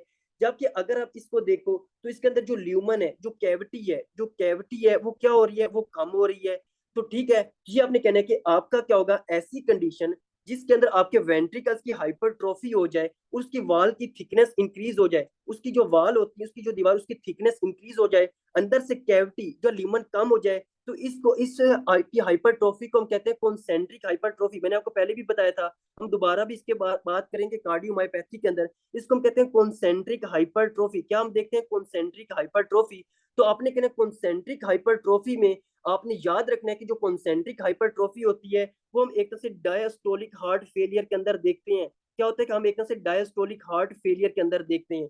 अब क्या होगा कि जब आपकी लेफ्ट वेंट्रिकल्स की हाइपरट्रॉफी होगी, आपका वेंट्रिकल्स के अंदर ल्यूमन कम है, कैविटी कम है, जब कैविटी कम है तो क्या होगा कि इसके अंदर जो ब्लड वॉल्यूम होगा वो कम आएगा, ब्लड वॉल्यूम कम आएगा, ऐसे ही है ना, ब्लड वॉल्यूम अब कम आएगा, आपका हार्ट कॉन्ट्रैक्ट तो करता रहेगा, लेकिन ये क्योंकि आपकी हाइपरट्रॉफी हो चुकी है, तो एक बंदा मोटा हो जाता है, ठीक है, बंदा जब मोटा हो जाता है तो प्रॉपर रिलैक्स नहीं कर सकता। सेम इस तरह जब ये एक तरह से बहुत ज्यादा इसकी वाल्व जो होती है वो मोटी हो जाएंगी, तो ये प्रॉपर जो एक तरह से डायस्टोल नहीं कर सकेगा, सिस्टोल तो कर सकेगा लेकिन डायस्टोल नहीं कर सकेगा, और इसके अंदर ब्लड वॉल्यूम भी क्या आ गया, कम आएगा है। तो इसलिए आपने कहना है कि हाइपरट्रोफी बहुत इंपॉर्टेंट कॉन्सेप्ट है कि एओर्टिक स्टेनोसिस के अंदर हम आपका डायस्टोलिक हार्ट फेलियर देखेंगे। क्यों देखेंगे, ये कंडीशन आपको लाजमी पता होनी चाहिए। तो मैंने आपको एक और कॉन्सेप्ट भी बताया था, मैंने आपको पूरी स्टेटमेंट लिखवाई थी कि आपकी बॉडी के जितने भी ऑर्गन्स होते हैं, आपकी बॉडी के जितने भी ऑर्गन्स होते हैं, वो आपकी सिस्टोल के दौरान, ठीक है, जब भी आपका हार्ट सिस्टोल करता है तो सिस्टोल के दौरान उनको ब्लड रिसीव होता है। ये मैंने आपको स्टेटमेंट लिखवाई थी, ठीक है। यानी कि आपके बॉडी के जितने भी ऑर्गन्स होते हैं वो सिस्टोल के दौरान आपका ब्लड को रिसीव करते हैं। आपका हार्ट आपका हार्ट एक वाहिद ऑर्गन है, आपका हार्ट एक वाहिद ऑर्गन है जिसको उस वक्त ब्लड मिलता है जब ये खुद रिलैक्स होता है, जब ये डायस्टोल होता है, ठीक है। यानी कि आपके हार्ट को उस वक्त ब्लड मिलता है, ये डायस्टोल होता है। इस कॉन्सेप्ट को आपको पता होना चाहिए कि आपका हार्ट जो होता है वो पूरी बॉडी को उस वक्त ब्लड देता है सब, और जब वो खुद सिस्टोल हो रहे होता है। आपकी बॉडी के सारे ऑर्गन उस वक्त ब्लड को रिसीव करते हैं जब वो सिस्टोल हो रहे होते हैं, लेकिन आपका हार्ट वाहिद ऑर्गन है जिसको उस वक्त ब्लड मिलता है जब ये डायस्टोल हो रहा होता है। अच्छा, अजान हो रही है, उसके बाद हम पढ़ते हैं। अच्छा जी, तो हम डिस्कस कर रहे थे कि आपका क्या होता है कि आपके हार्ट को उसी वक्त ब्लड मिलता है जब ये डायस्टोल हो रहा होता है, ठीक है। तो अब क्या है कि अब आपका जो हार्ट है वो बेचारा तो डायस्टोलिक डिसफंक्शन हो रहा है, यानी कि आपके एओर्टिक स्टेनोसिस के अंदर उसको क्या हो रहा है, उसको एक तरह से डायस्टोलिक डिसफंक्शन हो रहा है, वो तो डायस्टोल हो ही नहीं रहा। जब उसको डायस्टोल हो ही नहीं रहा, तो आप मुझे ये बताएं कि इसके अंदर आपका डायस्टोलिक डिसफंक्शन हो रहा है, ठीक है, रीजन क्या मैंने आपको बता चुका हूँ। तो क्या होगा कि अब आपके हार्ट के जो मसल्स होंगे उनको ब्लड सप्लाई मिलेगी, क्या आपकी क्रोनरी सर्कुलेशन होगी। मुझे आप बताएं कि डायस्टोल नहीं हो रहा तो क्रोनरी सर्कुलेशन नहीं होगी, जब क्रोनरी सर्कुलेशन नहीं होगी तो आपका ब्लड जो आपके हार्ट के जो मसल्स हैं उनको ब्लड सप्लाई नहीं मिलेगी। जब आपके ब्लड के आपके हार्ट के जो मसल्स हैं इनको ब्लड सप्लाई नहीं मिलती तो क्या होता है कि आप इनकी क्या हो जाती है, इनकी इस्कीमिया हो जाता है, ठीक है, इनका क्या हो जाता है, इनका इस्कीमिया हो जाता है। जब आपके किसी भी मसल्स को ब्लड सप्लाई ना मिलने की वजह से उसकी एक तो उसके मसल्स की जो सेल होते हैं उनकी डेथ होना स्टार्ट हो जाए, उसको हम क्या कहते हैं, इस्कीमिया कहते हैं, ठीक है। तो आपने कहना कि जब इस्कीमिया होता है आपको क्या मिलेगा, आपको एंजाइना मिलेगा। अच्छा, आपको एंजाइना का पता है कि हम एंजाइना कहते किसको है? मतलब कि अगर आपसे कोई पूछे कि हम एंजाइना जो है, जब हम एंजाइना की बात करते हैं तो आप डायरेक्टली जो है वो हार्ट की तरफ जाते हो, आप कहते हैं एंजाइना ये है, चेस्ट पेन हो रही है, हार्ट के अंदर मसला हो रहा है। तो एंजाइना जो होता है ना, जब हम एंजाइना पढ़ेंगे तो मैं आपको कंप्लीट बताऊंगा। आपने एक चीज याद रखनी है कि हम एंजाइना उसको कहते हैं अगर आपके कोई भी मसल है, बॉडी का कोई भी मसल है, अगर उसको ब्लड सप्लाई कम मिले, जब उसको ब्लड सप्लाई प्लस उसको जो है वो ऑक्सीजन जो है वो कम मिले, ब्लड सप्लाई और ऑक्सीजन कम मिले, जब उसकी ऑक्सीजन कम मिले और ब्लड सप्लाई कम मिले, ठीक है, तो उसका जो मसल्स हैं, उसके जो सेल, उनका इस्कीमिया होना स्टार्ट हो जाए, उसका इस्कीमिया होना स्टार्ट हो जाए, तो उसको हम एंजाइना कहते हैं। क्या कहते हैं? एंजाइना कहते हैं। मेनली मतलब कि एंजाइना का जो टर्म है वो बोलते हैं कि चेस्ट पेन हो रही है, हार्ट का ये वाला सीन हो रहा है, वो आपने सब ने पढ़ा होता है। लेकिन एंजाइना की कंप्लीट डेफिनेशन क्या है, ये मैं आपको दोबारा भी डिटेल से बताऊंगा पैथोलॉजी के अंदर, एंजाइना के अंदर। सिर्फ आपने कहना कि हम हर एंजाइना को ये नहीं कहते कि आपकी चेस्ट पेन हो रही है। तो आपने कहना सिर्फ, आपने अभी तक ये समझो कि जब आपका हार्ट का डायस्टोलिक डिस्फंक्शन होगा, क्रोनरी सर्कुलेशन नहीं होगी, क्योंकि क्रोनरी सर्कुलेशन के अंदर ब्लड उस वक्त जाता है जब डायस्टोल होता है, तो आपके हार्ट के मसल को मतलब ब्लड सप्लाई नहीं मिलेगी, उसकी इस्कीमिया होगा, तो आपको एंजाइना मिलेगा। तो दूसरी कंडीशन आपने जो है वो सिंकोप के साथ क्या लिखनी है कि आपका जो एओर्टिक डिस्फंक्शन, एओर्टिक स्टेनोसिस का जो पेशेंट होगा, आपको क्या मिलेगा, आपको इस पेशेंट के अंदर जो है वो एंजाइना मिलेगा। क्या मिलेगा? एंजाइना मिलेगा। तो ये आपने लिखना है। फिर क्या होता है कि क्योंकि अब आपका जो है वो एओर्टिक स्टेनोसिस हो चुकी है, एओर्टिक स्टेनोसिस होने की वजह से आपका स्ट्रोक वॉल्यूम कम हो रहा है और आपके डिफरेंट ऑर्गन्स को जो ब्लड सप्लाई कम मिल रही है, चाहे वो आपके लंग्स हो, चाहे आपकी जो है एक तरह से दूसरे ऑर्गन्स हो, ब्लड सप्लाई जब कम मिलेगी तो आपकी बॉडी के अंदर क्या हो जाएगा, उनको हाइपोक्सिया फील होगा।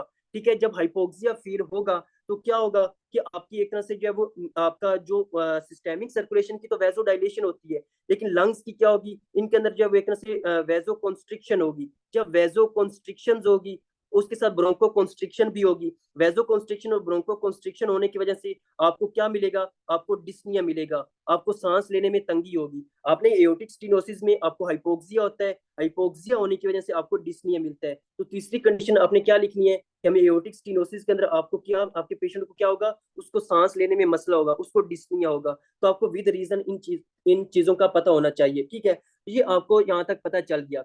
अब सबसे इंपॉर्टेंट बात क्या है कि एओर्टिक स्टेनोसिस की काजेज क्या है। अभी मैं आपको मतलब कि एमसीक्यूज भी बताऊंगा कंप्लीट इस सारे चीजों का। आपने कहना है कि अगर आपके पास एक पेशेंट आ जाए जिसकी एज जो है वो 60 साल से ज्यादा है, उसकी एज जो है वो 60 साल से ज्यादा है, तो आपने कहना है कि इस पेशेंट के अंदर क्या होता है कि एज रिलेटेड कैल्सिफिकेशन होती है, ठीक है, यानी कि age related calcification of aortic valve. जो एओर्टिक वाल्व होता है उसके साथ age related calcification of aortic valve होती है। इसमें क्या होता है, उसका जो एओर्टिक वाल्व होता है, फॉर एग्जाम्पल ये उसका नॉर्मल एओर्टिक वाल्व होता है, लेकिन जब वो 60 साल से ज्यादा हो जाता है तो उसकी एओर्टिक वाल के अंदर कैल्सिफिकेशन होना स्टार्ट हो जाती है, यानी कि कैल्शियम की डिपोजिशन होना स्टार्ट हो जाती है। जब कैल्शियम की डिपोजिशन होना स्टार्ट हो जाती है और उसके ये जो इसके जो कनेक्टिव, क्योंकि मैंने आपको बताया वाल्स किससे बने होते हैं, आपके एंडोकार्डियम कनेक्टिव टिश्यू के, तो कनेक्टिव टिश्यू भी वीक हो जाते हैं, ठीक है। तो इस वजह से आपने कहना है कि आपकी जो सबसे इंपॉर्टेंट एमसीक्यूज है कि एज रिलेटेड कैल्सिफिकेशन होती है आपके 60 साल से कम, सॉरी, अगर 60 साल से ज्यादा उम्र है अगर आपके पेशेंट की।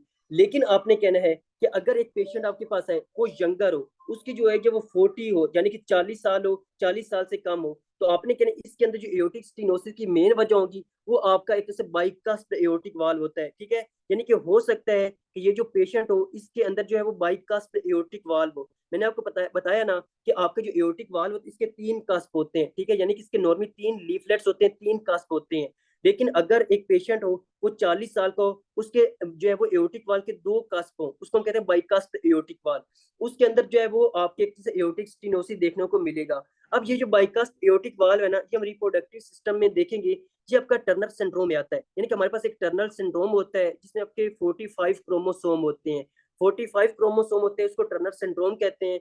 इसमें जो पेशेंट होता है उसमें मतलब कि मैं एक प्रेजेंटेशन आपको बता देता हूँ कि इसके अंदर जो ओवरीज होती है ना, यानी जो फीमेल होती है उसकी जो ओवरीज होती हैं वो मतलब कि स्ट्रीक होती है, मतलब कि वो बिल्कुल ऐसे मतलब कि स्ट्रीक मतलब कि अंडर डिवेल्प होती हैं। उसकी ओवरीज प्रॉपर से डेवलप नहीं होती। दूसरा, उसकी जो फीमेल्स होती है ना, उसके जो एक तरह से जो मतलब उसके जो निपल्स होते हैं, उसकी निपल्स के दरमियान जो स्पेस होती है वो बहुत ज्यादा होती है, जिसको हम कहते हैं ब्रॉड चेस्ट। उसकी जो चेस्ट होगी वो बहुत ज्यादा होगी, broad chest with widely spaced nipple, with widely spaced nipples. यानी कि जी आपने प्रेजेंटेशन याद रखनी है कि टर्नर सिंड्रोम में 45 क्रोमोसोम, ओवरीज की अंडर डेवलप होंगी और ब्रॉड चेस्ट होगी विद वाइडली स्पेस, उसके जो है वो निपल्स होंगे, ये आपने कहना है। अब इन कंडीशन के अंदर क्या, हम टर्नर सिंड्रोम के अंदर जो पेशेंट होता है उसकी बाय बर्थ जो होती है, उसके अंदर जो एओर्टिक वाल होते हैं उसका 2 कस्प होते हैं, 3 कस्प नहीं होती, ये बाय बर्थ होता है, जेनेटिकली होता है। तो ये आपने कहना है कि इसकी क्या क्या काजेज होती हैं। अब इसके बाद पता क्या मतलब कि आएगा, मतलब एमसीक्यूज कैसे आएगा। एमसीक्यूज इस तरह आता है, वो कहते हैं एक पेशेंट आपके पास आता है, तो हमें जो है वो second intercostal space right side of the sternum के ऊपर जो है वो एक तरह से जो है वो मरमर सुनाई दिया है, और वो जो मरमर था वो एक तरह से था वो क्रिसेंडो डी क्रिसेंडो पैटर्न का था, यानी कभी ज्यादा हो जाता था कभी कम हो जाता था। और इसके अलावा जब हमने पेशेंट को देखा तो हमें जो उसकी अपर एक्सट्रीम आपने नोट करना है कि एक पेशेंट मतलब कि इस तरह आपको मैं प्रॉपर आपको एमसीक्यूज बताता हूँ। एक पेशेंट आपके पास आता है, उसकी 60 साल से ज्यादा एज है। जब आप 60 साल से ज्यादा एज का पेशेंट आपके पास आता है, तो आप उसकी second intercostal space right of the sternum के ऊपर क्या आप देखते हो, आप जो है वो systolic ejection crescendo decrescendo murmur देखते हो, ठीक है। अब वो जो मरमर था वो आपकी कैरोटिड जो आर्टरी थी उसकी तरफ रेडिएट कर रहा था, और जो पेशेंट था उसको एंजाइना भी था, उसको सिंकोप भी था, उसको डिस्निया भी था। फिर वो कहेगा कि इसको क्या था, उसको जनाब आपका जो मतलब कि जो एक्सट्रीमिटीज थी उनके दरमियान, उनके अंदर जो ब्लड प्रेशर था, ये एक तरह से उनकी एक्सट्रीमिटीज का जो पल्सेस थी वो वीक थी, ठीक है। तो अब मुझे बताएं, पहला तो क्वेश्चन इस तरह आएगा, वो कहेगा कि आपका डायग्नोज क्या है, ठीक है, आपका डायग्नोज क्या है। तो पहला जो आपने डायग्नोज कहना है, आपने कहना ये एओर्टिक स्टीनोसिस का पेशेंट है, वो एओर्टिक स्टीनोसिस का पेशेंट है। लेकिन उसकी स्टेटमेंट यही हो, एग्जामिनर की स्टेटमेंट यही हो जो मैंने आपको बताई है, लेकिन वो कहे कि जनाब इस पेशेंट के अंदर, यानी कि 60 साल से ज्यादा एज बताए, वो कहे कि इस पेशेंट के अंदर ये जो प्रेजेंटेशन आपको देखने को मिल रही है, इसकी काज क्या है, इसकी मोस्ट कॉमन काज क्या है, ठीक है। तो अगर आप उसको दी हुई हो, अगर वो काज का पूछे, अगर वो डायग्नोज का पूछे, आपने याद करें स्टेटमेंट दोनों के अंदर वो सेम देगा। अगर वो मतलब कि आपका एक वर्ड चेंज कर दे, वो बताए इस पेशेंट के अंदर 60 साल से ज्यादा है, तो इसके अंदर मोस्ट कॉमन काज क्या है जो इन सारी सिम्टम्स को क्रिएट कर रहा है, इस सारी चीजों को क्रिएट कर रहा है। तो आपने कहना है कि इसके अंदर जो होगा वो एज रिलेटेड कैल्सिफिकेशन होगी, यानी कि वक्त के साथ साथ उसकी कैल्सिफिकेशन होगी। अगर वो कहे कि डायग्नोज क्या है, ठीक है, यानी कि इसके में क्या हो सकता है, तो आपने कहना इसके अंदर एओर्टिक स्टीनोसिस हो रही है, एओर्टिक स्टीनोसिस हो रही है, जी आपने डिफरेंशिएट करना है। अगर वो इस तरह आपको कहे कि पेशेंट आपके पास आता है, उसकी एज जो थी वो 40 साल थी, उसकी जो एज थी वो 40 साल थी, फिर वो कहे कि ये जो पेशेंट था जो वो क्या था, वो कहेगा कि ये फीमेल थी, फॉर एग्जाम्पल ये फीमेल थी। जब ये फीमेल थी तो हमें क्या मिला, हमें वही आपका जो है क्रिसेंडो डी क्रिसेंडो मरमर मिला। सेकंड इंटर, ये आपका यू वर्ड का एमसीक्यूज है और प्लेब का भी एमसीक्यूज है, ये वहां से मैंने उठाया है, ठीक है। तो उसमें क्या होता है कि वो कहता है कि फीमेल आपके पास आती है, ठीक है, उसके क्या था, हमें जो सेकंड इंटरकोस्टल पे राइट ऑफ द स्टर्नम, हमें जो है वो क्रिसेंडो डी क्रिसेंडो मरमर मिला है, और वो मरमर आपकी कैरोटिड की तरफ रेडिएट कर रहा था। फिर वो कहता है वो बेस के ऊपर ज्यादा था। फिर वो कहता है कि ये जो फीमेल थी इसका शॉर्ट स्टेचर था, इसका मतलब कि शॉर्ट स्टेज यानी कि इसका जो कद था, उसका जो लेंथ थी वो भी कम थी। फिर वो कहता है कि इस पेशेंट की जो थी वो क्या थी, उसकी जो ओवरीज थी, ठीक है, वो अंडर डेवलप थी, स्ट्रीक ओवरीज थी। फिर वो कहता है ये जो फीमेल थी इसके अंदर क्या था कि उसके जो ब्रॉड चेस्ट थी और वाइडली स्पेस निपल थी, ठीक है। फिर उसके एस्ट्रोजन और प्रोजेस्टेरोन को ज्यादा बता देता है, ये मैं आपको उधर बताऊंगा, अभी कंप्लीट नहीं बताऊंगा, रिप्रोडक्टिव सिस्टम इंशाल्लाह हम कंप्लीट डिटेल से पढ़ेंगे। तो बताएं इस पेशेंट के अंदर, तो वो कहते हैं कि पहले तो वो बताएं कि इस पेशेंट के अंदर जो है वो डायग्नोज क्या है। तो आपने कहना कि ये जो पेशेंट है इसको, अगर उसने बताया कि एओर्टिक स्टीनोसिस, आपने कहना ये पेशेंट एओर्टिक स्टीनोसिस का है। अगर उसने बताया हो कि टर्नर सिंड्रोम है, तो आपने कहना ये पेशेंट टर्नर सिंड्रोम का है, किसका है, टर्नर सिंड्रोम का है। क्यों, क्योंकि 40 साल की एज होगी, टर्नर सिंड्रोम का वो पेशेंट होगा, और टर्नर सिंड्रोम के पेशेंट के अंदर हम बाइकास्ड एओर्टिक वाल्व देखते हैं, जेनेटिकली देखते हैं, ठीक है। ये हमने आपने कहना है, ये हमने बायोकेम में भी देखा भी था, इसको डिस्कस भी किया था आई थिंक, ठीक है। तो ये आपकी चीजें आती हैं। लेकिन अगर वो पूछे, अगर मतलब कि यही स्टेटमेंट दी, स्टेटमेंट यही हो लेकिन वो पूछे इस पेशेंट के अंदर मोस्ट कॉमन काज क्या है, यानी कि काज क्या है इन सारी कंडीशन की, तो आपने कहना कि बाइकास्प्ड एओर्टिक वाल्व, जो आपका बाइकास्प्ड एओर्टिक वाल्व होता है या टर्नर सिंड्रोम, फिर आपने कहना देना बाइकास्प्ड एओर्टिक वाल्व, इसके अंदर मोस्ट कॉमन काज होगी, ठीक है। फिर वो कहता है कि ये जो आपका पेशेंट है, इसके अंदर हम जो है वो कौन सा हार्ट फेलियर देखते हैं, ये भी आपका एमसीक्यूज है। इसी तरह की स्टेटमेंट होगी, बिल्कुल स्टेटमेंट तकरीबन इसी तरह की होगी। वो पूछेगा इसके अंदर हम कौन सा हार्ट फेलियर देखते हैं, तो आपने कहना है इसके अंदर हम जो है वो डायस्टोलिक हार्ट फेलियर देखते हैं। डायस्टोलिक हार्ट फेलियर ही की वजह से हम जो है एंजाइना देखते हैं, ठीक है। ये कंडीशन मैं आपको बता चुका हूँ, रीजन वगैरह। फिर अगर यही हो, फिर वो कहेगा कि हम इसके अंदर कौन सी स्प्लिटिंग देखते हैं, हम कौन सी S2 की स्प्लिटिंग देखते हैं, तो आपने कहना पैराडॉक्सिकल स्प्लिटिंग, यानी कि जो आपकी रिवर्स स्प्लिटिंग होगी वो हम देखने को मिलती है।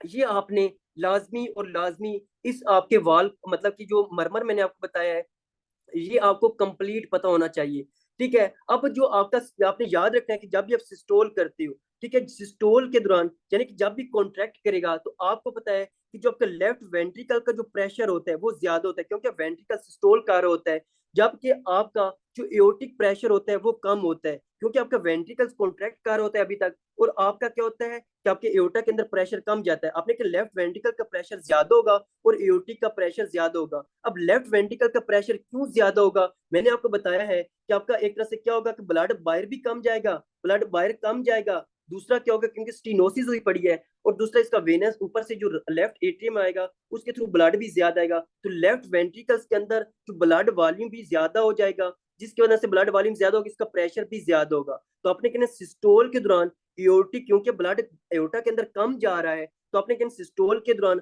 आपका लेफ्ट वेंट्रिकल का जो प्रेशर होगा वो ज्यादा हो जाएगा, एओर्टिक का प्रेशर जो होगा, एओर्टा का जो प्रेशर होगा वो कम हो जाएगा। ये आपने लाजमी और लाजमी याद करना है। एक एक पॉइंट, एक एक कॉन्सेप्ट, एक एक चीज आपको आनी चाहिए, ये लाजमी और लाजमी आनी चाहिए। अगर आप किसी से भी पूछ लो, ठीक है, ये मरमर के बारे में, ठीक है, तो मतलब कि मैं गारंटी के साथ कहता हूँ वो आपको कंप्लीट मतलब इसके मतलब कि इस तरह कॉन्सेप्ट मतलब कि आपको ना एक्सप्लेन कर सके। अच्छा, अभी तक मैंने जिससे भी पढ़ा है ना, मतलब कि एक बात बताता हूँ आपको, जिससे भी स्पेशली जितने भी पाकिस्तानी है, ठीक है, जब भी मैं किसी के लेक्चर लेता हूँ, वो एक चीज जो है वो लाजमी कहते हैं कि मेरी तरह आपको बच्चों की तरह कोई नहीं पढ़ाएगा, यानी कि इस तरह, यानी कि हर बंदा आपकी तारीफ, मतलब कि मैं मजाक में कह रहा हूँ, आपने इसको माइंड नहीं करना।